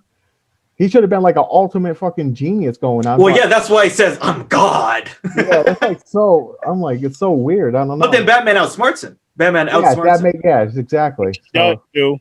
And Kevin, as far as the Schumacher cut, we discussed that briefly. I would want to see it. I know it's like an extra 50 minutes or whatever. I would watch it just to see what the difference would be. What about you guys? You can see, so like I said, there's the scene with Bruce Wayne and the man bat, like the giant bat, like it's like a 4-foot bat that he sees at some point. You can watch it on YouTube. Those deleted scenes are there. There's a couple other deleted scenes that are there. As a cut, I don't know. I think just looking at the deleted scenes is good enough, because even that, we do get more Batman Bruce Wayne development, but it's not great. now, would you like a movie if they brung in the Man Bat? Yeah, that'd be cool. And the studio has, from what I've seen, the studio has never had any intention of putting out the Schumacher cut or whatever, however you want to refer to it as. But it's mostly made up of those deleted scenes, I think. There wasn't even a clear explanation as to what it is, other than that Schumacher cut a much darker movie as opposed to what was put out there. So, and it was more psychologically focused. So that's what I would expect to see in those, in a Schumacher cut. As psychologically dark as you can get from this kind of campy, comic-y movie.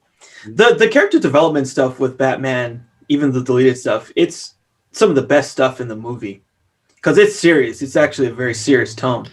No, you're right. They tried to, again, I feel like there was a fight there between what they wanted, what the director wanted to do, and what the studio wanted. I think clearly he wanted to take it. Well, he was willing to go in the direction the studio wanted. He still wanted to portray a much darker movie than he did. Yeah, he was definitely willing to at least shoot the stuff, the psychological character development Batman stuff. And I think the studio was like, yeah, we don't really want that. We just want to have the fight scenes and the comedy and the action, the stuff we can sell toys, and we can do these, cross promotion with the Burger King or the McDonald's Happy Meal toys. That's what we want. So that's what we got. Yeah. It was so bad. So bad. Like, why? If they I just imagine how this movie could have been if it was dark, how the first two were. It could have been so much better. Even with the same cat, you can even say, and I would love for it to be Michael Keaton, but even if it was with the same cast but darker, I think this movie would have been a million times better than what it is. I'd hope, at least, but I really think it would be. Yeah, that's why I like how the Nolan franchise is doing. I like the darker stuff. Yeah, it's I mean, part of that plays into the time frame that it was created in, man. Obviously, The Dark Knight coming out in the in the last decade, as opposed to the mid '90s. That couldn't have existed in the mid '90s. I don't think any studio would have taken that on. The '90s is a very different time. I think that is one thing that we have to have context about, because at this point, what other successful franchise is there? It's like nothing. No, and again, we're still at a point in the mid '90s where I don't think these people were planning for 3 or 4 movies at a time. They just, one movie's successful, let's bring back a bunch of big names and try to crank out more action and big name characters. Yeah, because we'll about the story later. At this point, the Superman franchise was dead. Like beyond that, there was we hadn't gotten Spider-Man, we hadn't gotten X-Men, we hadn't gotten Captain America. Yeah, well, I believe at the time there was a really shitty Fantastic Four that they had done, like just some shit to keep the rights kind of thing. But it was so bad that they basically, you can only see it online. It's an absolute travesty. As opposed to the other Fantastic Four movies that came out. Oh, it's worse. It's worse. It's worse. Like, if you can believe, it's worse than Fan Four Stick. It's worse than the Fox. Before Jessica Alba. Yeah, this was in the '90s, and Wow. It I was didn't know like about it that. was really bad. But like, Oh there was, shit! There was a Fantastic Four in 1994. Holy shit. yeah, I didn't it know was about really bad. It was really bad. They also, I think they tried to do a Nick Fury movie with Oh, yeah. with what's his name, the that Hasselhoff. Yeah, Oh, how could you go wrong there? With the Hawk. they went very wrong. You don't fucking hassle the Hoff. Yeah. You know, he really fit like the white version of Nick Fury. He definitely Yeah. was pretty spot on, but the movie was bad. So yeah, at this time in the 90s, we had like the idea of a comic book franchise was not a thing. Yeah. Kind of wasn't. And you know, ironically, DC was the most successful because they had like 4 or 5 Superman movies, and then this was the 3rd Batman movie. Yeah. So yeah, it was just a very different time. Then Yeah, they Marvel weren't. I mean, over. yeah, they weren't planning long term back then. They weren't trying to build anything. They were just going movie by movie and trying to outdo the last one, money wise, and action wise, possibly.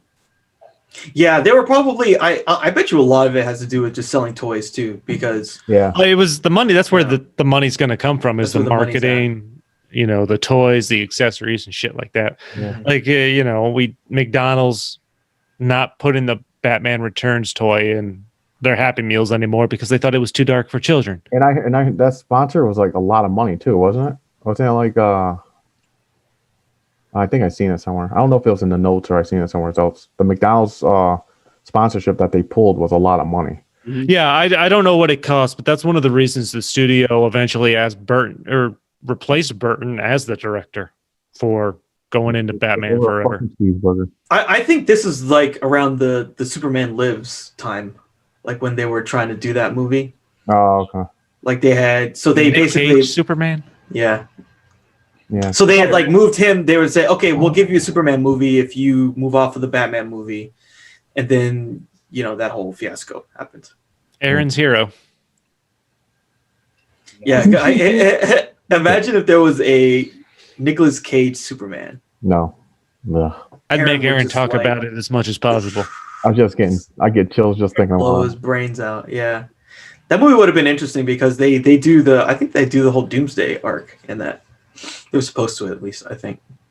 And wasn't he supposed to keep his long hair? I think so. Yeah. Oh, see, that would have was so weird. It was weird, man. It was like this is some weird shit. Oh, that would have been so fucking weird. Who would you guys choose if you can pick the actors for Two-Face and the Riddler? For this movie? I don't know, man. I can't think of nothing in the 90s. Oh, in the 90s? I guess, well, when this movie came out, unless you're talking about if it came out now. I don't know. Cartoony, Jim Carrey fits the Riddler. Well, would- and I think even if you were making the Dark Knight trilogy and you threw the Riddler in there with Jim Carrey, I still think that could work. That's a good question. Who are some 90s actors? I'm super interested to see how Robin Williams would have played it. How about Kevin Costner for Two-Face? Mm. How Interesting. about that? I mean, I really liked Aaron Eckhart as Harvey Dent. And again, in The Dark Knight. I don't know, man. Tough. How about Johnny Depp as the Riddler? That could be Young interesting. guy? I feel like he could probably play either of those. Was Johnny Yeah. Depp really young in the 90s? Oh yeah. I wouldn't say really young. Like he was really young in the 80s when he was like starting out, but by the 90s he was kind of established. He was younger than Tommy Lee Jones. Yeah. Oh. Yeah, because when I picture Two-Face, it has to be like how he's portrayed, like a lawyer, like going for politics. Got to be a little bit older. You know, like that's because Harvey Dent wasn't like young. Like young. I would have pegged Harvey Dent in like his late 30s, early Yeah, 40s. Yeah, like around my age, I'm getting. All right, so my pick would be Johnny Depp for Riddler, Kevin Spacey for Two-Face. That's my pick. Interesting. Kelvin said Robin for Riddler and Michael Madison for Two-Face as Two-Face. Yeah, Michael Madsen would be good. Wow. I can't even think of anybody. So Who would I'm thinking of Mads Mikkelsen, the actor. I think he'd be a good I don't know which villain. He could possibly be a good Two-Face. He's good. Yeah, Two-Face I think fits him better than Riddler. No, he wouldn't be a Riddler. And now I just want to see more Hannibal, but you know, That's pretty common. yeah. When people talk about him. Yeah, I have no answer on this because I can't think of anybody. Well, let me ask this. Jack Nicholson, Two-Face. No. That could have probably worked. A younger Jack Nicholson. I mean, I think Jack Nicholson was still old when he played Joker. Yeah, no, he was. He was older when he played Joker. I mean, and you know that was what 89. Yep. Yeah.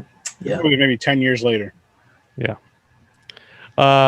Worst sidekicks Worse. other than Robin. Fuck. Oh, jeez. All right, here we go.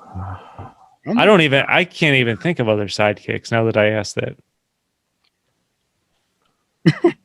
You got me stumped. Yeah, because sidekicks were like they're just there, like some superheroes. Like a lot of superheroes didn't even have sidekicks. That- Like if you're going into like some deep shit, like Aqualad. yeah, Aqualad. Yeah, there's another useless get out of the water Yeah. shit. Scrappy Doo? You had Scrappy Doo, yeah. then you have like Speedy, like someone like it wasn't the Arrow dude for Green Arrow. Oh, sure. The Arrow, like the boy Arrow. Yeah, but they called him like whatever. His nickname was like Speedy. I thought that was like for the Flash or something. Yeah. But then they had Flash. It was like Kid Flash, or was that him? Was that him younger, or did they have a sidekick like Kid Flash or something? Sidekick. I don't know, man. There was a lot of sidekicks, but you forget them because they're like useless. But Robin was the most popular one. Famous sidekick. Yeah, most famous Useless sidekick. Yep. He said he's answering the Riddler question. Riddler and Two-Face. He said Robert De Niro for Two-Face, Chris Rock as the Riddler. Chris Rock. That would be good. Interesting. It would have been interesting. Very interesting. You know, he would have threw some race jokes in there because Chris Rock, that was his whole stand-up thing. Oh If yeah. he came in the room and something went bad, he was like, "Well, it's because I'm black," you know. It's like that. That's Chris Rock's style. It would have been interesting. I'm sure they would have let him have some plugs in there, like little jokes of his own, like in there. But I don't know, man. Robert De Niro could be maybe Two-Face. I kind of see it. I can see that happening. He plays that serious. There's a couple movies where Robert De Niro tried to be funny. Didn't he have like some funny lines in certain movies? Well, he did. Where there's that movie, The King of Comedy. Yeah.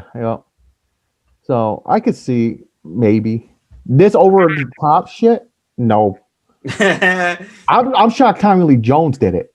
I'm really shocked. Like his, Yeah. I would have never guessed him doing. I guess this was the point of his career where because when he won an Oscar for what was that movie with Harrison Ford, right? I think he won an Oscar for that. I feel like this is a point in his career where he needed to do the work before he could just be like, "Fuck you guys." Then he was in Men in Black. It was more like Harley talk serious, but then when he did say something, it was like little one punchers, like that was funny. But very deadpan. Yeah, deadpan. That's the word for it, that comedy. So he worked in Men in Black, that style. He fit that. But that's over the act, like because I seen that, like I think because I seen him like that's better role for him than when I look back at this, see him like why the hell is he doing that shit? Like the other thing too about his performance in this movie is like they added all these really weird like laughing noises that they would make him make.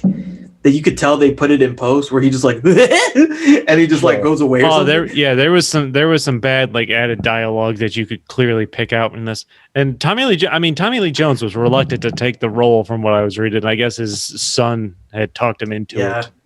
Because his son was smart. He was like, "Dad, you're gonna get paid." Yeah, you're gonna get paid. Yeah, his son was like, "I want the money because I want you to buy me a car." Yeah. Someone's got to pay for college. Yeah, damn. No, it's a smart move. Honestly, it don't matter what movie comes out. If the Batman's in the title, if you want money, jump on board. But see, I'm iffy on that. I'm 50-50 on that because if it's a role like this, say you're an up and coming actor, like some not like a no name, and it's a role like this, and it's that bad, that might be your last shot. Like, No. It's not the kind. Donald, he got movies after this. Yeah. but He was in shit. But he was known already. I'm saying if it was something that was unknown. I don't know. I don't think he was that. I don't think he was that known. Yeah, I mean, he was. Yeah, he wasn't super well known. I don't No. think. But I mean, Tommy Lee Jones, when you get to the level he was at, you can take this role and probably still not care, despite the name power of Batman and the kind of movie it is. Yeah. But you know, as an actor, younger actor trying to make a name for yourself, so you got to take that shit seriously. Like you got to act your, ass off. Even Nicole Kidman, like, what movies did she do before this one? She like blew up after this too. She was in I mean, she was a big name before this. I think. I don't know what. Shut with Tom Loser Cruise. You don't like Tom Cruise? I hate Tom Cruise. I just don't like his personality. I don't know. He's personality? Awesome. Yeah, that's But yeah, he seems off. He seems like someone should investigate him and he should be arrested for something. He's hiding something. I mean, he's just Scientology Jesus. Yeah, he's weird. He's just he is one step down from their god. Yeah, basically.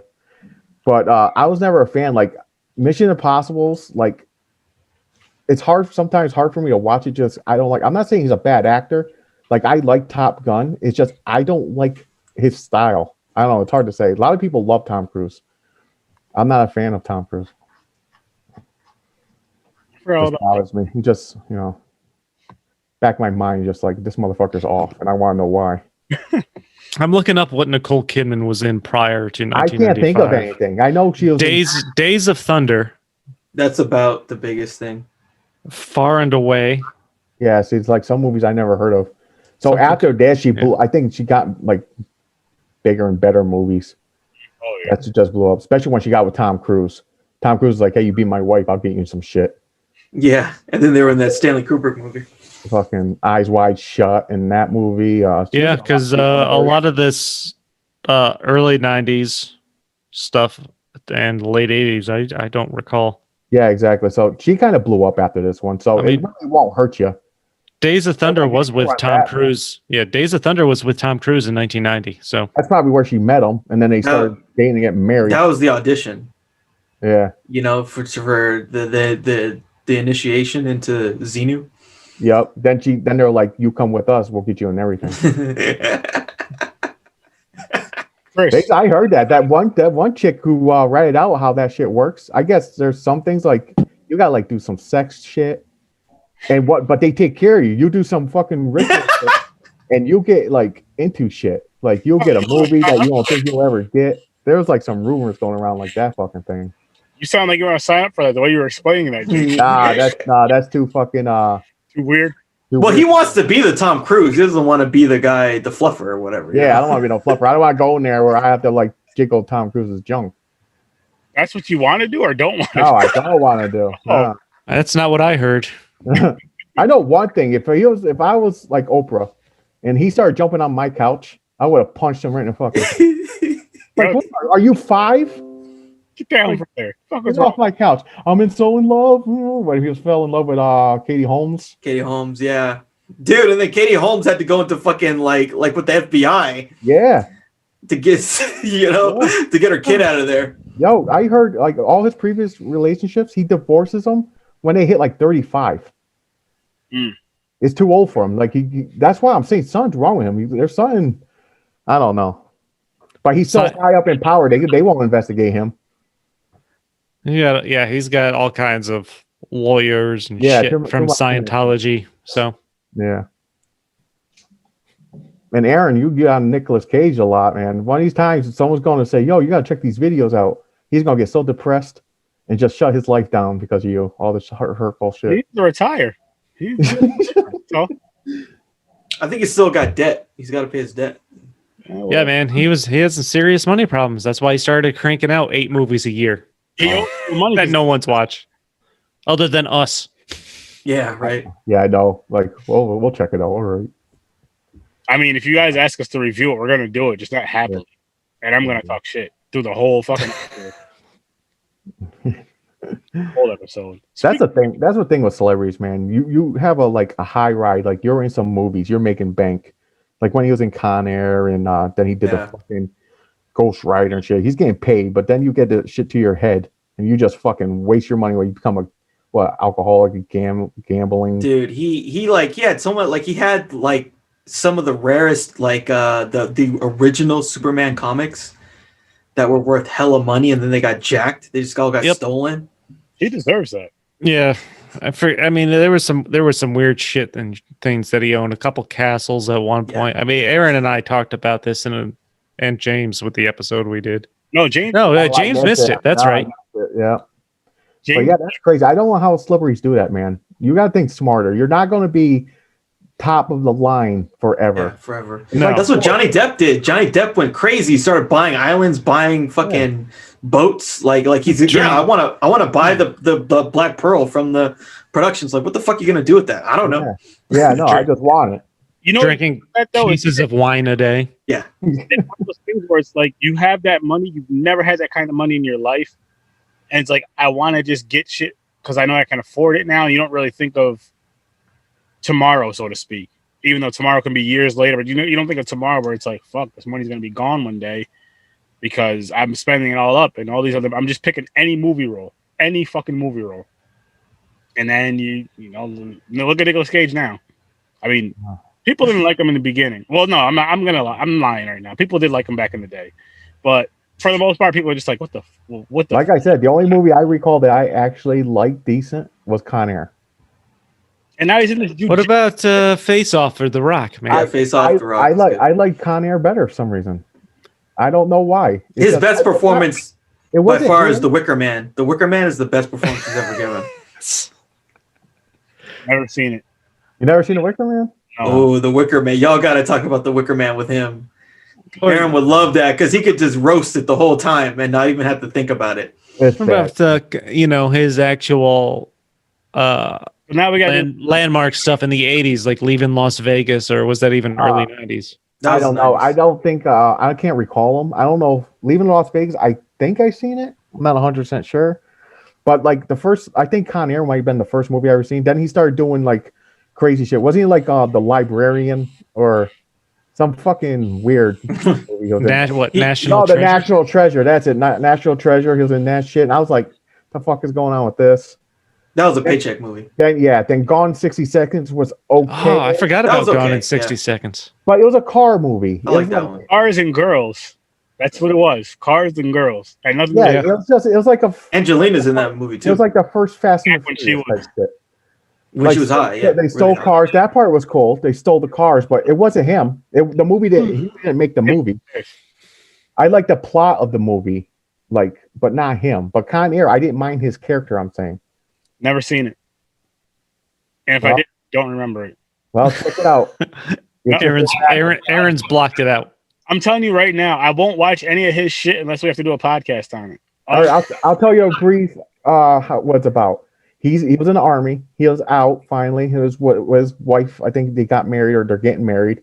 They're at a bar. Someone tried to rob him or something. He defended himself because he was in the army. They considered him a lethal weapon or something because the guy really got hurt. So they put him in prison.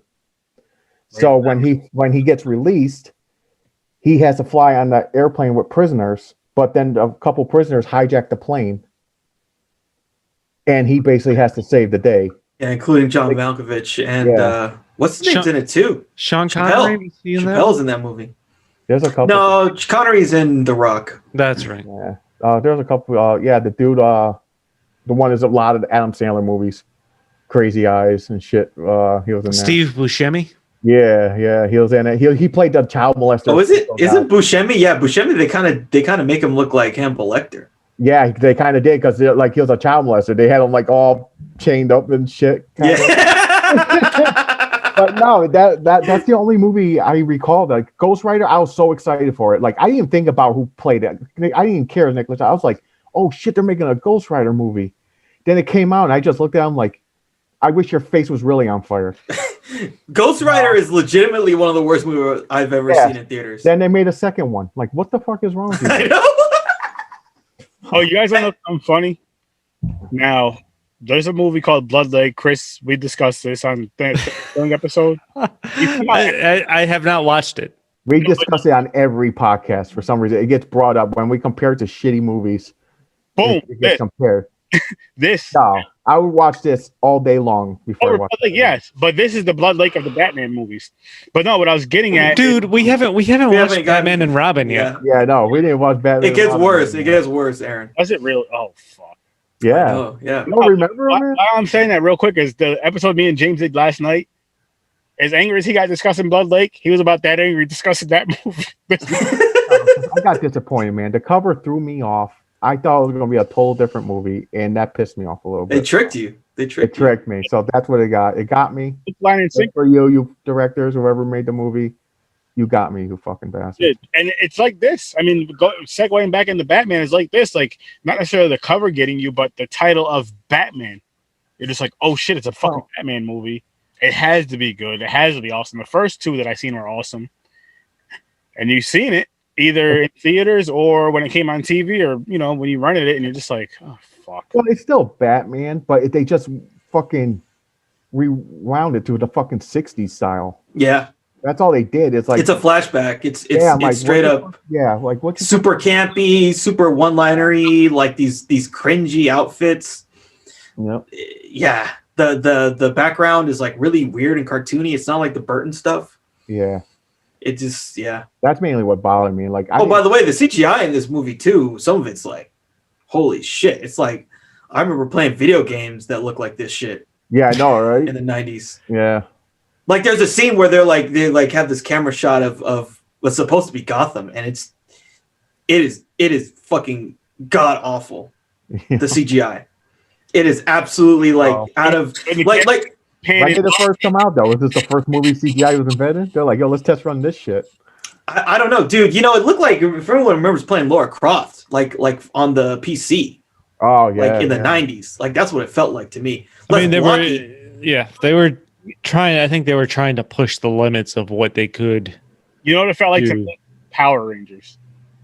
Remember how shitty Power Rangers look? It looked like fucking they were just playing with a bunch of big toys.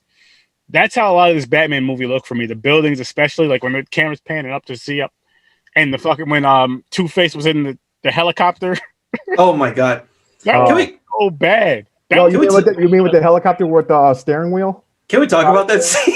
You remember that? What was those, dude? What were those locks called? Do you remember that? Oh, where you put on the steering wheel? Where you lock it so no one can steal it? Yeah. Do you remember what those were called? I forget. But everyone had one in the 90s. It wasn't a Billy Club. Was it a Jimmy? No, it had a certain brand name to it. But though, are we talking about the ones you put on your steering wheel? Yeah. Oh, fuck. Yeah, you know, everyone had one. Everyone had one, dude. A helicopter. It wasn't a fucking stick. Yeah, it was a wheel. Was it just the club? Oh, it might have been the club. It might be. I forget, but everybody had one of those. Yeah. That shit's like an artifact. That's a 90s artifact. Dude. Yeah, because when I seen the steering wheel, I was like, what the fuck? It was just called the club. The club, yeah. So then he puts the club on the fucking steering wheel for a helicopter. What? Dude, that's another thing with this movie. Like when Batman's gets in the helicopter, flies into their Statue of Liberty or whatever it is, and it just explodes. And then there's another scene where he's driving the Batmobile being chased by all the people. The Batmobile starts to go up the grappling wall. Hook. Yeah. Yeah. All the cars run into each other and there's a big explosion. Like there's a reason. For fuck's sake, it seems like anything with a motor, if it hits anything, just blew up in this movie for no reason. That scene was absolutely ridiculous. Yeah, you go back to the helicopter before that where they took the bolt out when he was trapped in it. And he timed it perfectly when it broke the cable, the dude holding on. It went right back into the building where it landed. Yeah, right where it landed, yeah. Dude, how strong are these grappling hooks that Batman has? It held up that safe. It held up his car. Get the fuck out of here, dude. I don't think that was available back then. Like, no. I think the strongest you had was what hikers had to stay on the fucking mountains. No way. This is like ridiculous. Yeah, I know the first movie. He was like, "How much do you weigh?" It was like, Yeah. Like, It's the that's too club. heavy. But this Club, got a whole dude. giant metal bolt. That, He used the club on the fucking steering It wheel. was hilarious. I seen that. Yeah, that's pretty much what it was. That's pretty much what it was. This is what we were talking about, people, in case you didn't watch this fucking shitty ass movie. Which, you know what, guys? I would hope when we do Batman and Robin, which we haven't discussed it yet. I don't know, maybe next Saturday. We'll see, though. well, there you go. Look at that one. The chain. Look at the bottom Oh left my right there. God. That looks like it's photoshopped. This chain. Look, put a fucking padlock on your steering wheel. Why not? Look at this shit. That seems more like Yeah. I like that. That looks. That looks like something Batman would have on his Yeah, It but does. this whole car went to armor. shit. Yeah. mine is this piece right here. This is the only piece it wouldn't have. It would just be this shit right here. Yeah. It'll pop like a fucking button come from And dude, there'd be a fucking bat symbol in the middle. Yeah. So that when it's closed, there's a bat. Yep. Wow. But that's what those fucking things. Yeah, that scene made me laugh. I was like, That shit was big in the 90s, dude. Every person had one of those for your car. Yep. Everybody had one. I don't even know if did they work? Really? Did they really work? If you watched, like, if you ever watched Cops, when Cops came out, there was a thing where there did an episode of Stolen Cars where a guy got his car back and there was no damage. They're like, they had extras. They took out the trunk and they gave the dude a free one. Say, Yeah. here's a club. Put it on your steering wheel so your car don't get stolen again. I legitimately don't know if I've ever seen one in real life. Wow. Okay. Personally, near me, no. I seen it on Cops. I knew they existed. I never knew anybody had it. My dad had a fucking old ass car, and yeah, he had one. We had one. Wow. Yeah. That's why I was like, oh wait, what the fuck? Because like I totally remember those. I wish you had a picture with like you sitting in the front just Yeah. He had a Nova. He had like a 70s Nova. nice. Oh, wow. Yeah, and he had a club for that car. I don't blame him. For a Nova, fuck it. Dude, yeah. Because that's something like people like what the because like this is before people's cars nowadays, your shit will just lock. You don't even have a key. Yeah. You know? Certain cars, the cops can just shut it down, like when they chase you. I love those shows where they have the switch in the car. Yeah. When the door opens, the window. They always put it in a bad neighborhood. I'm like, what do you expect? Put it in the suburbs. I bet you someone will still steal it eventually. But you put it in like the worst neighborhood, like up car theft is up right in this neighborhood. I mean, I know what they're getting at, but it's like, come on now, man. That's hilarious though. Like that helicopter had a steering wheel. Yes. And then he put the club on the steering wheel so Batman couldn't pilot it. It did have that style of helicopter, like almost kind of like the animated Batman with the fucking they used blimps. It wasn't even a fucking helicopter. But that's very 60s too. Like I think didn't the Joker have a copter? There was like a Joker copter. Yeah, it was like he had to like look like a fucking flying pontoon boat. Yeah. Kind of, yeah. It was kind of like that, yeah. It was 60s. They took a lot of from They took a lot. That's what I feel like that was his vision for this. Yeah. I don't know what the fuck their vision is for the next one. Can't wait. Doubling down. Double down on it. Well, I mean, yeah, I think Schumacher wanted to take a lot from the Batman comics in the 40s, 50s, and New York architecture, and from the 30s, and just combine that all bunch of stuff into one thing. By the way, Drew Barrymore's in this movie? I had no idea about that either. Yeah. I didn't know that when I first seen it a long time ago, but when I watched it, as soon as I seen her, I knew it was her. Like, I was like, holy shit. Caught her name like 10 minutes into the credits finally because they didn't stop rolling. Good girlfriend.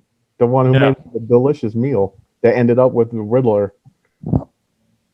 Oh. Yeah. But yeah, as soon as I seen her face, I was like, holy shit, that's a young Drew Barrymore right there. So they got a great cast. They did. They put in as many names as they could try to pack in. Now I don't know who the other girl was. Now has anybody heard any interviews about the actors regretting doing this film? You get paid money. I don't think anybody regrets shit unless it was No, like, I haven't heard anything like that.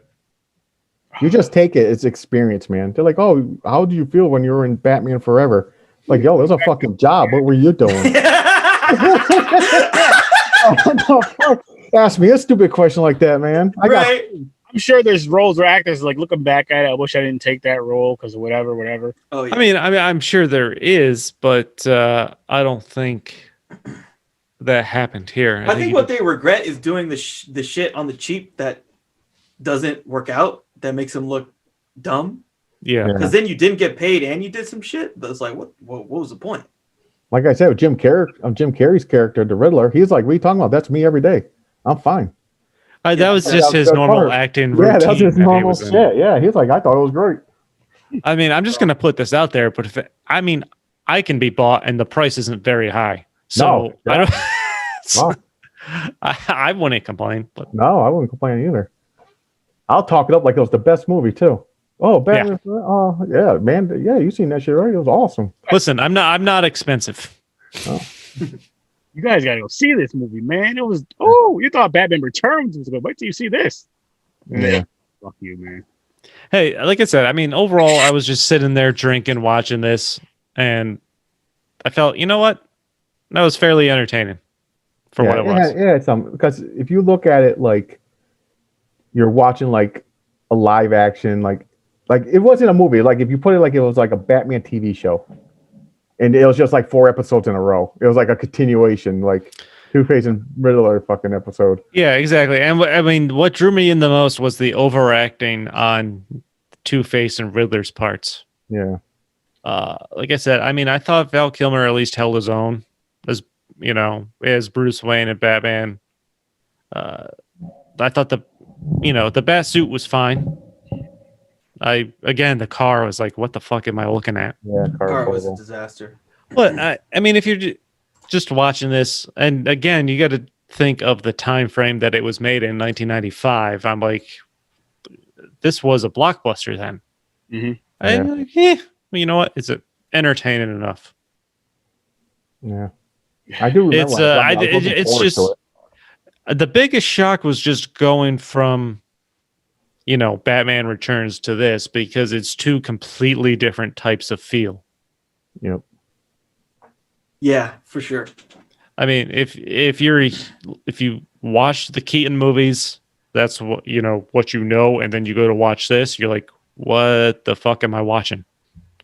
Yep. But if you can set that aside and then just watch this, I feel like you'll get at least a little more enjoyment out of it. Mm-hmm. Yeah. You know, but again, I don't remember what I thought the first time I saw it back then. Because I don't either. If I could recall, I probably thought it was the best movie ever. I know. I'm sure 95, I was 11, 12 years old. I'm sure this was fucking amazing. I was a huge Batman fan, but so I can't even recall me first watching it. I could have liked it, but now I watch it, I'm like, no, I don't like what they did to it. That's why I said if this was the original and it's like the first one I seen, I don't think Batman would have been my favorite superhero. The first one really got me interested in Batman, just how it was, like, and not even the darkness of it, like the mysterious, like how he was like a rich dude, didn't have overpowered like Superman. I just thought it was a good concept. Yeah. And I just got into it. I was like, yo, this is badass. He knows martial arts and shit. He got some cool gadgets. But then this one is like cartoony. What it was. And again, I watched the 60s Batman, so I can't really. That's what I was gonna say. I enjoyed the 60s Batman. What it was, it was just enjoyable. It just, I know as a kid at the time when I seen all of them, it just worked. And then this one just, when I seen this as a kid, something just didn't feel right with it. It's like, it's Batman. It's fun. It's cool because it's Batman. But for some reason, I really don't like this movie. And I felt the same way with, the one we're gonna do next, which is Batman something. Batman and Robin. Well, I think when you take on as a director or a studio an iconic name of a character, you feel like you can't really do wrong. You rely too much on the name of the character and the character's popularity when it comes to piecing together a story and a cast, I think. Yeah. Exactly. So the studio must have felt like this was successful, though, right? Which is kind of oh yeah, I mean, they made their money. They made a lot of money because they wanted him to do the next one. Yeah. It was a moneymaker. They're like, yo, we got McDonald's back. Yeah, McDonald's is bad. No, that's what I mean. They built this movie to market it, Yeah. and from that aspect, they were successful. Yeah, Yeah. I will say they were successful financially. They were successful. Long run, as a fan or as fans in general, I'll say I don't know too many people that really. I'll say some people may like it, but I don't know anybody that really, really enjoyed this film. Yeah, I mean, no one's gonna point back to Batman movies and say, "Yeah, man, Batman Forever is what did it for me." That's the landmark. Well, this Batman was definitely movie. the first Batman movie I saw in a theater, and I remember it. Oh, wow. Because again, I didn't get to see, because of my age, I didn't get to see Returns, but I did see this, and I was like, eh. But you know, again, as a kid, you like the campiness or all the kind of weird shit. It kind of just goes over your head, and you're just like, yeah, it's Batman, and like, yeah, I want that toy. That's all that kind of processes into your brain. Yeah. But like watching it now, I'm like, fuck this movie, you know.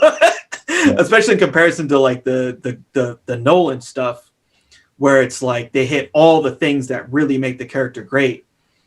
This is just this is just a fucking, I don't know what, you know. It's the 90s were an interesting time. It was just it was a decade of how big can we go? Action, names.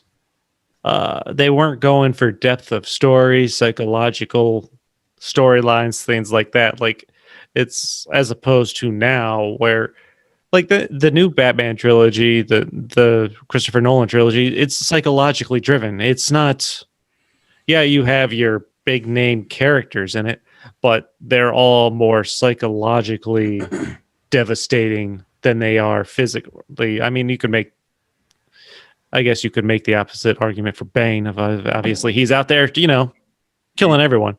Yeah. But and Joker. But at the same time, you're thinking of them more psychologically fucked up than you are out there just mass murdering people. And it should be said again, like the 90s, like you said, the 90s was not a time like today where there's Kevin Feige who can make tons of good movies every year. There was no idea of there being a franchise. There was no idea of like how big these things could be. This was pretty much it, and everything else that was tried failed. So this was like the average comic book film, pretty much. So once you hit one blockbuster, then your studio's just going and trying to one up yourself every single time you're coming out with, you know, or you plan to try to come out with a big blockbuster movie. It's like, well, it's got to be better than this because this is what we did last time and it was successful. So how can we add more explosions? How can we add bigger names? How can we add, you know, bigger scenery? True. And, you know, stuff gets away from the story and the depth of characters at that point. Yeah, it was. It's and it, you know, it was. I was talking to James about this movie, I think yesterday. And I told him, I was like, I hope I go into this. I said, when I see this movie, I said, I hope I like it more now than when I was a kid. Because there's plenty of movies where you watch as a kid, you're just like, oh, this movie's corny, this movie sucks, this movie's stupid. Because you don't really understand the story. You don't understand what's going on. And you watch it as an adult, you're like, oh, fuck, this movie is amazing. What the fuck was I talking about? And vice versa. This is the vice versa. This is like, not even that, because I didn't like it as a kid either. Like, I'm sticking with I was right as a kid. This was just, it just doesn't feel right. It just doesn't, yes, it's a Batman movie, cool, I'll check it out. But then you're watching it and you're just like, oh, man, why? Just why? Yeah, I definitely liked this more as a kid, but because again, this was the first Batman movie I ever saw, like in theaters, like really. But like, you know, I liked the 89 and Returns a lot more than this one. Oh yeah. A lot more. And yeah, it just you know, it's not the Batman, it's not the cartoon Batman. Oh, it's not the Batman 89 or Returns Batman. It's just some other kind of nebulous weird thing that just.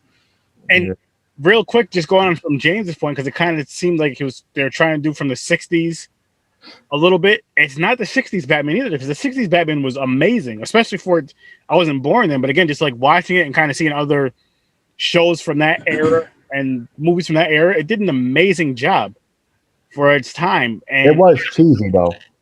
Yeah, I mean, the first time, but that's what they had back then. Yeah, they went straight from the comic books though. Yeah. Like they even had the drawings. They did the letters. I think it was consistently. It felt internally consistent. Yeah. Stylistically. And again, I haven't seen that in about probably over 20 years. And it's one of those things where that's one of those things I want to go back and hope I have the same feeling for. That's what I hope I still, which I feel like I will, because I know now like it's cheesy. They only had, they only had so much technology. They only had so much of a budget for these shows. They only had so much of whatever they could do at the time. Even the technology, like the material and everything, like it was actually like tights, spandex for the costume. So it was like no armor. It was just. And those like television back then was not like television today, where there's fucking Game of Thrones and it's $200 million. That was some cheap ass shit. Yeah, cheap budget shit. That was hella cheap budget shit, you know. Compared to these times, hell yeah. But yeah, this just sucked, man. It just I'm gonna go out there and say it sucked. It was trash. As of right now, before we do Batman and Robin, this is the worst fucking Batman movie. I'm gonna give you guys my right now for it. All right, let's do ratings. And I need something from this film. What should we call the rating? So whatever that Riddler, like the fucking thing, the blender, the Riddler blender, the box. How many Riddler boxes? Riddler boxes. How many Riddler boxes would you give this movie? Fucking 2. This movie was just very disappointing. Holy shit! It sucked. It wasn't any better now as an adult as it was as a child. It was probably about the same. I don't know. Again, as a kid, I was more excited about, oh, cool, Batman movie coming out. And then you would watch it. Yeah, it was cool. It was Batman. It was fun, but it sucked. And it fucking sucked. It wasn't cool. It wasn't fun. It sucked. The lasagna I had before the movie was delicious. That was amazing. And I can't wait to get Batman and Robin over with. Just 2 movies. That's how bad this shit was. So fuck this movie. Peace on this movie. Throw it in the garbage. Everybody, if you own this movie, just throw it in the garbage. Let's just erase it from history. It was garbage. It was garbage. I didn't like it. If you guys didn't get that from that rant. So whoever wants to go next. I would have never guessed. All right, I guess I'll go next. I'll make it quick and sweet, I guess. I'm not going to bash it that bad. It's there were some parts that entertained me a little bit. It's not my favorite Batman. Like I said, if it was the first one, I would have never been a big Batman fan as I am now.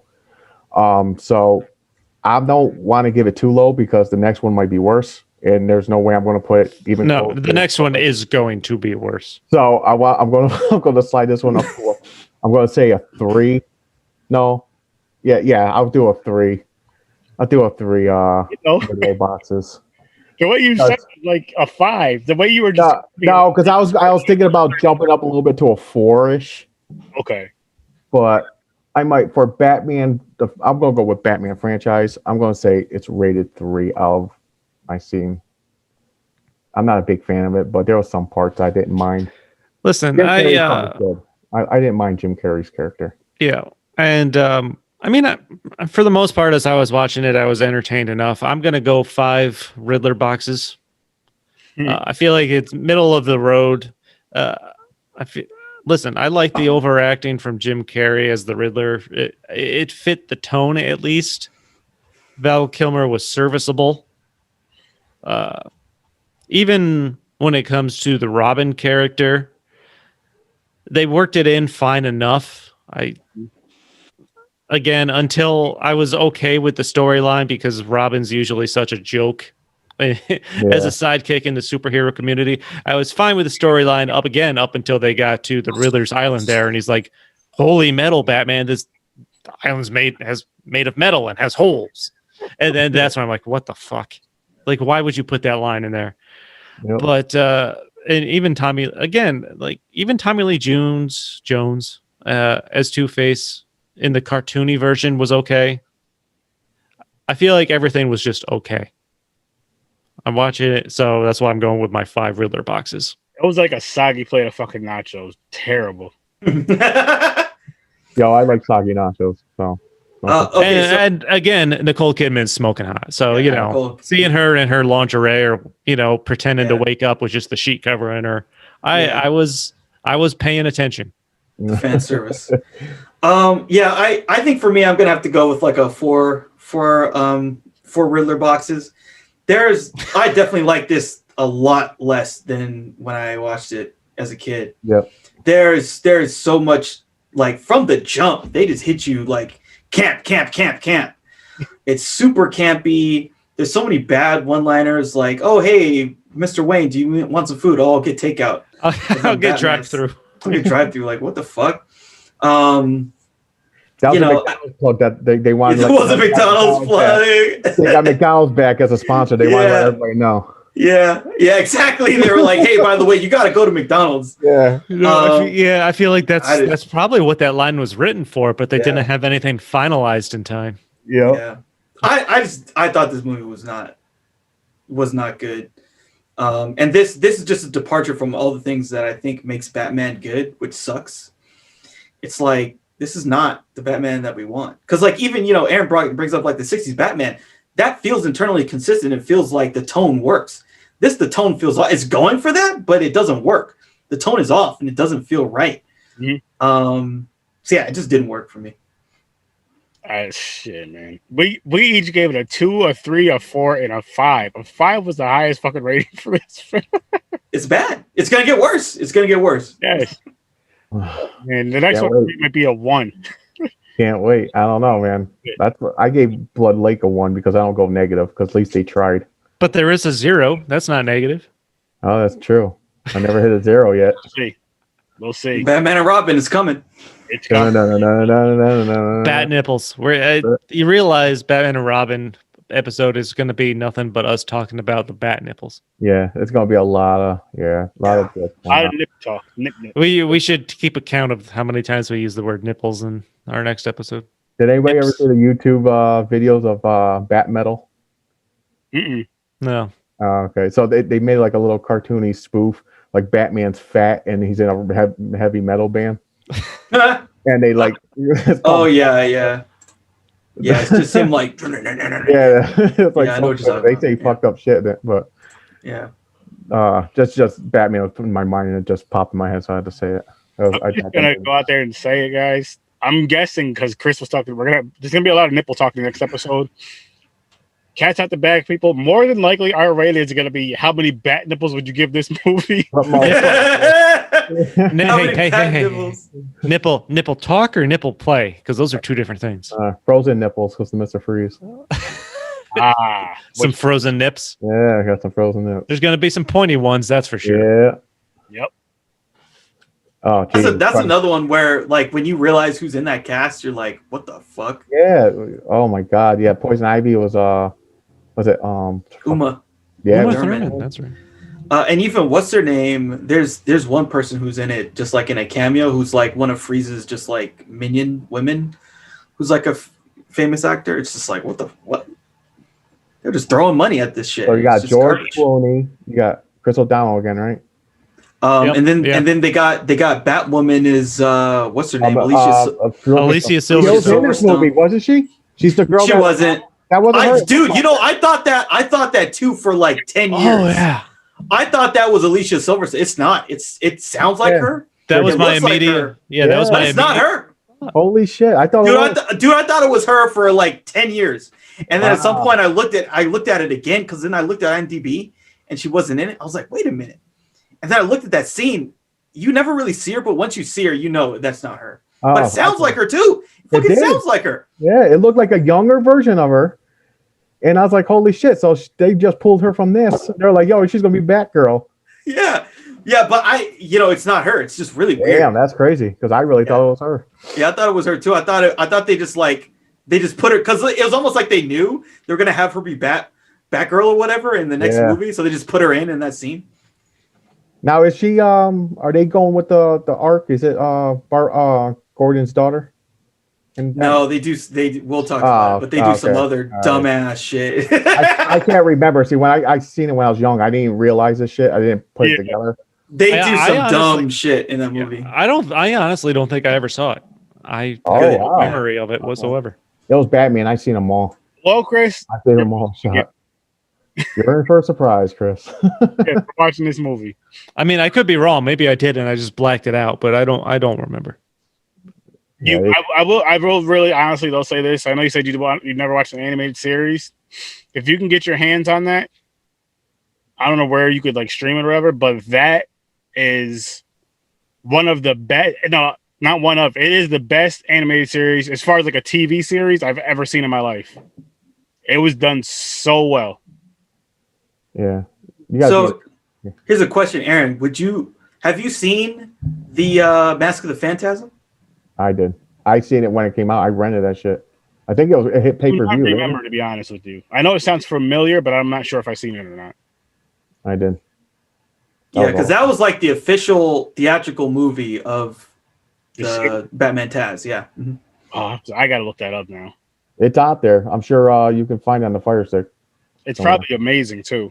Oh, it's awesome. I like it. Like, it's so funny because like that movie came out the same time as this. Oh shit! Wow. And it's just like a chasm apart.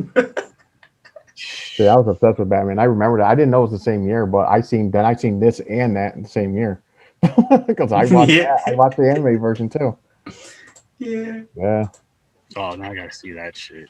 Yeah. Look it up, Aaron. Because it's got your dude in it. The Joker. Yep. Hamill. Oh, Mark Hamill. Yeah. Yep. They played off the anime series. That's where the movie came from. It's like they got it, then they made the anime series off this style. Oh, Mask of the Phantasm came out before this movie. It came out in '93. Oh shit. Okay. Then I see. DC has a subscription service. Yeah, they made it new. They have like their own versions of Teen Titans and shit. Yeah. Like it's supposed to be dark. Is it Teen Titans? Yeah, Robin, right? Teen Titans in there. Yeah, that sounds familiar. Yeah, it's supposed to be like kind of dark. Like DC was going dark with the. Yeah, I've never seen it. I've seen a couple, maybe trailers. Yeah, I constantly see Robin covered in like blood or something like that. Yeah. I mean, the animated series. They only have 2 fucking seasons on there. Kind of silly That's shit. garbage, right? Like, garbage. If you're gonna have a DC thing for the classic shows, you should have every single episode. Hey, maybe it's on HBO Max that I just realized I had last night. Sure. It probably is on HBO Max. HBO, like they're kind of splintering all their properties. They fucking have everything at this point. Because they have Harry Potter, but they lease Harry Potter to fucking Peacock. Yeah. So it's all over the stuff's all over the place. Hey man, it's all about making money. They're the Amazon. If someone will pay you to pay you more, lease your shit, why wouldn't you? Everybody's going streaming, man. They found a better way. They're like, you know what? We're going to bring all this shit in, and we're going to rent them out to other streaming services. Yeah, literally, like Warner Brothers is going to be putting all their movies on HBO now for a year. Yeah. I assume for a year, depending on how things go. And we'll see how other places follow. How it kills puts the nail in the coffin for movie theaters. Which I'll see. Now I gotta look into it. I fucking might. That really sucks because we're never gonna get to that point where it's gonna be like that anticipated movie theater drop. You're like, oh shit, I gotta go see it in the theater because of COVID. You're gonna be like, you know what? If theaters do come back open, it's gonna be oh shit, I would go see the theaters, but I'm just gonna stream it. Yeah, I mean, locally, Bowtie's gonna reopen December 18th. Something like that. Yeah, I don't mind. I wasn't a big theater fan. But I think Regal and Colony Center opened and then closed again like 2 weeks later or something like that. Yeah, that happened with my AMC. It was open for probably like right up to before Thanksgiving, and then they closed it again. And see, listen, at this point, just consider there's no such thing as a theater until summer 2021 at the earliest. I think a lot of them, they're going to reopen though when Wonder Woman comes out, because it's going to come out on both. It's going to come out in theaters. It's going to. I mean, there's some open, but again, it's going to depend on where you live. If you live in the states that don't believe in this shit, then I'm sure there's a theater you can go to. But I mean, where I'm at, California is about to lock down again. Yeah, California's getting hit hard again. Yep. Yeah, I think Southern California, they ran out of ICU beds. And honestly, I'm surprised I haven't heard more about New York City. I assumed it'd be skyrocketing there again, but well, it sounds like they've really been very, proactive at making sure that there isn't what happened in March and April. I would think so. And I mean, at least 3 of us were in a solid, fairly safe area. Yeah, so far. In upstate New York here in the Albany area. Well, there's cases that are popping up and it's getting a little more noticeable Yeah. the most part. I don't think we're at shutdown level yet, but people are saying No, it's but getting- again, everybody's gonna buy their toilet paper again. Get all the toilet paper, guys. Jesus Christ. You know, if the sad part is if this pandemic was a fucking video game, it'd be set on easy and we're failing it so terribly. Yeah, still lose. Still just died at the first like the first boss. Yeah. It's like people are dying at the level 1 boss, and this Yeah. is fucking ridiculous. Yeah. It's like a level easy pandemic. Wear a fucking mask and stay away from people. It's not Yeah, that I know. goddamn hard. I know. It's not like you guys tape your doors and shit yet. You know. No, you don't need to change your routine. Seriously, you don't know. Don't go panic buying shit. Yeah, no. I'm like, come on. Everyone needs to wipe their ass. Yeah. Things haven't changed like that. Yeah. Everything though, toilet paper. For one, if you take a shit, you don't have toilet paper, jump in the fucking shower. Wash your ass, man. Jesus. Hey, what do you think the markup on bidets are if you sell bidets? Yo, they are selling out. Actually, Dude, there's a thing. A lot of YouTube people got sponsored for it. Yeah, dude, that was exactly what I was thinking. There's a bidet sponsor. Y'all, Aaron, It you need helps to hit him up. toilet. No, No, but it hey, helps your I toilet bowl, did a man. lot. Where's my sponsorship at? Yo, man. I think it went away though. But yeah, the bidet shit was big. Now it's Manscaped. You get Aaron, talk to Manscaped. See if they'll. Yo, they'll- Manscaped. Yeah, a lot of people get Manscaped, man. Manscaped, bidets, wine, I think it's You know called a what? squishy. beer, Hey, pizza.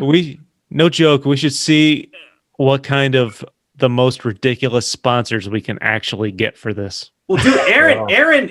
I don't know if y'all saw that. He sent out this site that has sponsors that you can Podcorn. try and hit up. We'll Yeah, look on Podcorn. Podcorn. Yeah, Okay, let's take a look at that. Let's see there's what all kinds of stuff. Oh, there's Blue Um, Chew. The dick Blue show. Chew. Blue Chew. Yeah. Like they, Dude, I saw someone talking about that shit the other day, and they were like, "Yeah, dude, it was some random shit." But he was like, "Yeah, I took some Blue Chew at like midnight, and I was fucking, I was up all night," is what he said. If The Blue Chew, Blue Chew. if we want to sponsor your show, we will pay you guys. Fuck it. The thing is, Blue Chew, they actually make you read a thing, and you Yeah. have to put in like you're actually taking the product. I don't give a So you guys sit there and say, "Yo, I took Blue Chew, and my wife have never been happier." I'm like, I'm exhausted, but she's Here's ecstatic. Here's the line. I took Blue Chew. We watched Batman Forever. After that Blue Chew, she still, forget it. I paused Nicole Kidman. Blue Chew came in handy. Yeah, I think the Blue Chew. My bat nipples were so hard. Oh, thank you. There we go. After Blue Chew, I was harder than Batman's nipples. There we go. There we go. That's the line right there. Blue Chew. Come on. Sign that check. Yeah, But Manscaped would probably be, well, I don't know. I don't know how that shit works, but Manscaped is like almost everybody has Manscaped. I mean, I don't give a shit. Like I said, you get something like that. but I think it's like sales based though. You gotta because you get a code, and then they give you a percentage of your sales. Yeah. Probably. So you got to actually get people. They're not just gonna pay you to just say some shit. You got to get people to buy this shit. Well, with Podcorn, no. If you can get a thing from Podcorn, you pretty much write up a pitch and say a pitch. And this is not a sponsor, but this will be a good sponsor for Podcorn. Yeah, Podcorn. You give us money. You pretty much write up a pitch and you say a pitch. If they like it, you agree on a price. Like before you even write your pitch, you'll say like $80, right? If they accept it, is the day that the episode actually drops, like on your audio platform or whatever, you get paid. Maybe a couple days later, but you get paid. So, Hey man, find something. We'll say it's $100 an ad. Split it 4 ways. Now popcorn or pints. Should we find something that has something to do with like the alcohol? Anything that pays. Anything that He's pays. like anything that pays. I don't give a shit. I don't give a shit. I don't care if we're pushing tampons. I used it last night. Woo! So you But know what'd be having good called- too for Aaron, like you, since you have all these in the bag, if you got a sponsor, you could insert your ads into the stuff you got in the can, and you'd be like, "Yeah, I did 35." Yeah, I got you episodes." set, man. I got 35 fucking things to go. But you don't tell them that. You don't tell them that. No, you tell. And then you I'll run your ad for the next year, every other week. Just drop them. For the next 35 fucking days, and then Yeah, exactly. You you cash out. You do one every day. You just edit one every day. And the people that follow you on social media are like, what the fuck is this fucker doing? Posting fucking 35 episodes in a month. Yeah. Hey, So I get my money. That's what I'm doing. Like, what Yeah, the it's good pay. Could you imagine like if they paid you like $100 each episode? Yeah. You're like, oh yeah, I put them out once a week, Yeah. and then you go to like once a day. Yeah. Once a You day. Like, just told me a fucking lot of money. upload them all at the same time. Yeah, just upload them all at the same time. Yeah. One day, make $3,000. That's like the one way that we're actually gonna get all this stuff in the can out. Yeah. how do you? Hey, sir. So, how quick can you get these episodes out? Like, how quick? How quick do you? How quick can you write the check? Yeah. Like How tonight. much do you Want it need? tonight? Well, we have about 50 days done. They're done. They're ready right now. Already set to go. We'll just plug it in there. Drop. And we do it live, so we could do live plugs at that. We should do live plugs because I think that'll turn out horribly and hilariously. It But- will. Do You're the, like, the oh, live reads. We got to read from a sponsor. Then all just What's funny with me is like, I can read very well, but like if I'm just reading paper by myself, but reading out loud, I'm not the greatest. And then drinking and smoking doesn't help people. Oh, it's gonna be brutal. But some of them don't care. Like I see podcasts. Engaging, and that's I've seen jokesters like Jim Norton, the comedian. He has a character, Chip Chipperson. He has a podcast. Mhm. He got legit sponsors like Blue Chew and shit, and he puts his fucking dirty, fucked up shit in it. And they're like, they don't give a shit. They're like, you can do whatever the hell you want as long as you're pushing out my fucking product. So That makes sense for Blue Chew. Like you want a dirty comedian to yeah, sell that. it's gonna. Hey, again, Troy Division, IPA from Rare Form Brewing in Troy, New York. If you want, I'm always up for pumping booze. There you go, man. Yes, Sponsors of the. I'm just saying, man. The Altamont Ave beverage. Like, yo, what's up? Yeah, Uptown Beverage. Uptown beverage. An Altamont Ave. Great selection, online ordering. We should contact them. Yeah, there you go. Hey, look, Anybody willing to send us free stuff? Yeah, free stuff. more money, free stuff, more money. More money. You got a new alcohol? You want us to test it? Yeah, we'll try it out. Absolutely. Not only will we test it, we'll test it on the show live for others to see how it affects us. Yeah. Well, all alcohol is going to affect you. It's like they want to know the flavor, like how it sells. We'll, Like, yeah. we'll discuss that too. Hey, no joke. Uptown messaged my stories account on Instagram, wanted me to record a podcast there and saying they cover the beer and everything. That is awesome. Real? That'd be cool. Yeah. Hey, You need local, somebody to be like a guest. Like I don't know what I'm going to record there. How great that shit is. Hey, whatever. The good selections. Talk about, hey, where'd you get your shit? Where'd you get the import? Where you get all these different kinds of beers? Yeah, they messaged me a while ago. That's I cool. would Though. message them back. Like, listen, I did. I said if I ever need a place, sure thing. Mhm. you need a place, Chris. You need a place. Good place. Have I your, need a beer in my stomach. have your significant other drop you off and then just pick you up after. It's local, man. You can go See how Uber. much you can drink. You can take Uber and not cost $40. See how much you can drink. And there's food places right up the street. Now you get drunk and you want like a burger from Wendy's. It's right up the street.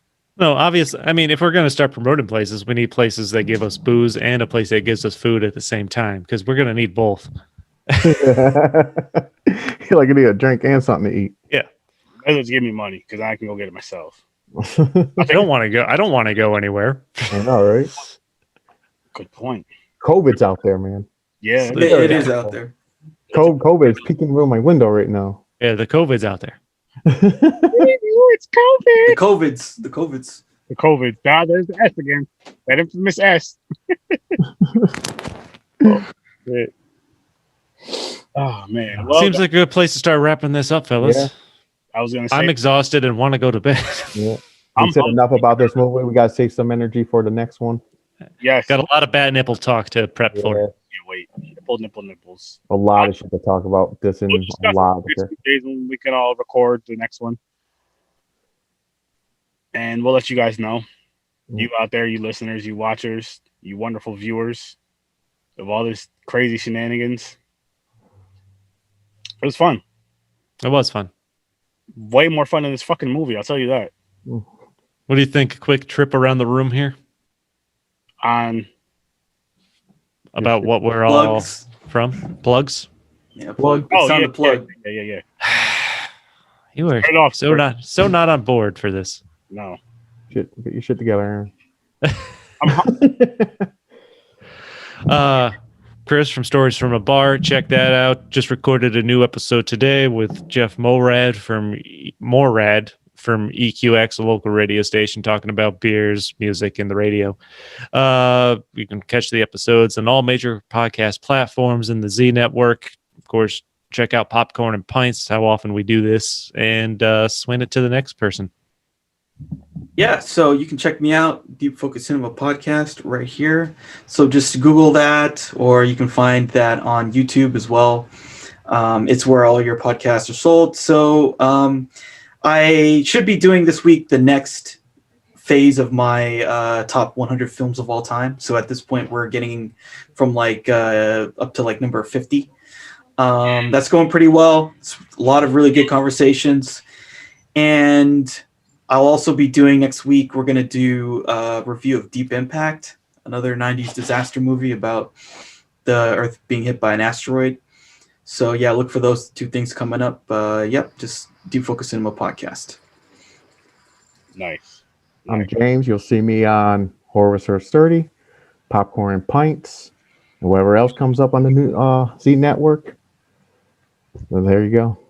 Back to you, Aaron. Yes, and I'm Search 30, as you guys know. I have the Horror Research 30 podcast. Of course, I'm also part of the Z Network. Popcorn and Pints. Shit, you're gonna just look out for us on a bunch of shit. All of us. Look out for the whole Z Network. Look out for Deep Focus Cinema podcast as well. Awesome. This is what we're gonna be doing. We're gonna finish up this Batman shit, but I think we should throw in a Christmas movie for these guys soon. Maybe we should do that. If not next, definitely the movie after. But maybe we should do that next.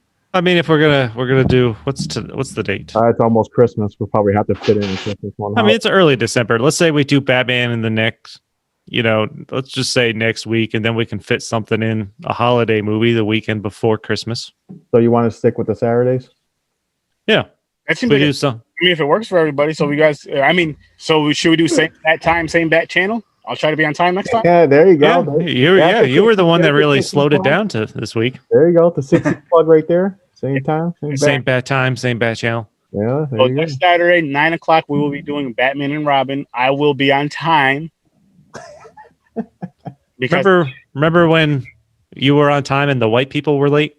yeah, You remember how he never let you guys hear the end of it? Yeah. The one time. The one time, yeah. it's gonna happen again. Don't worry, it'll happen again. I've been on time too lately. Like I messaged him. I was like, "Yo, hey, I'm ready when you are." It was like 8:40. Dude, Then you open that link and it was like, what the hell is this Yeah, what the text? fuck is this? Oh, this is a document. Oh, okay, notes. wrong emails. That's why you should join it right away. I think I don't know how it works. I don't know. But seriously though, people, thank you guys for watching. Thank you guys for listening. Thank you all for commenting, the ones that did. Popcorn and Pints, we had a good time. Thanks for popping by. We hope that you come see us again, come listen to us again, have some fun with us, have some drinks with us. You can even smoke. Well, I'm the only smoker here, but I smoke beforehand as well. So yeah, just come check us out again. Have yourself a nice pint of something. Have some popcorn. We'll see you later. Good night. Peace. Peace, peace. Peace. Nipples.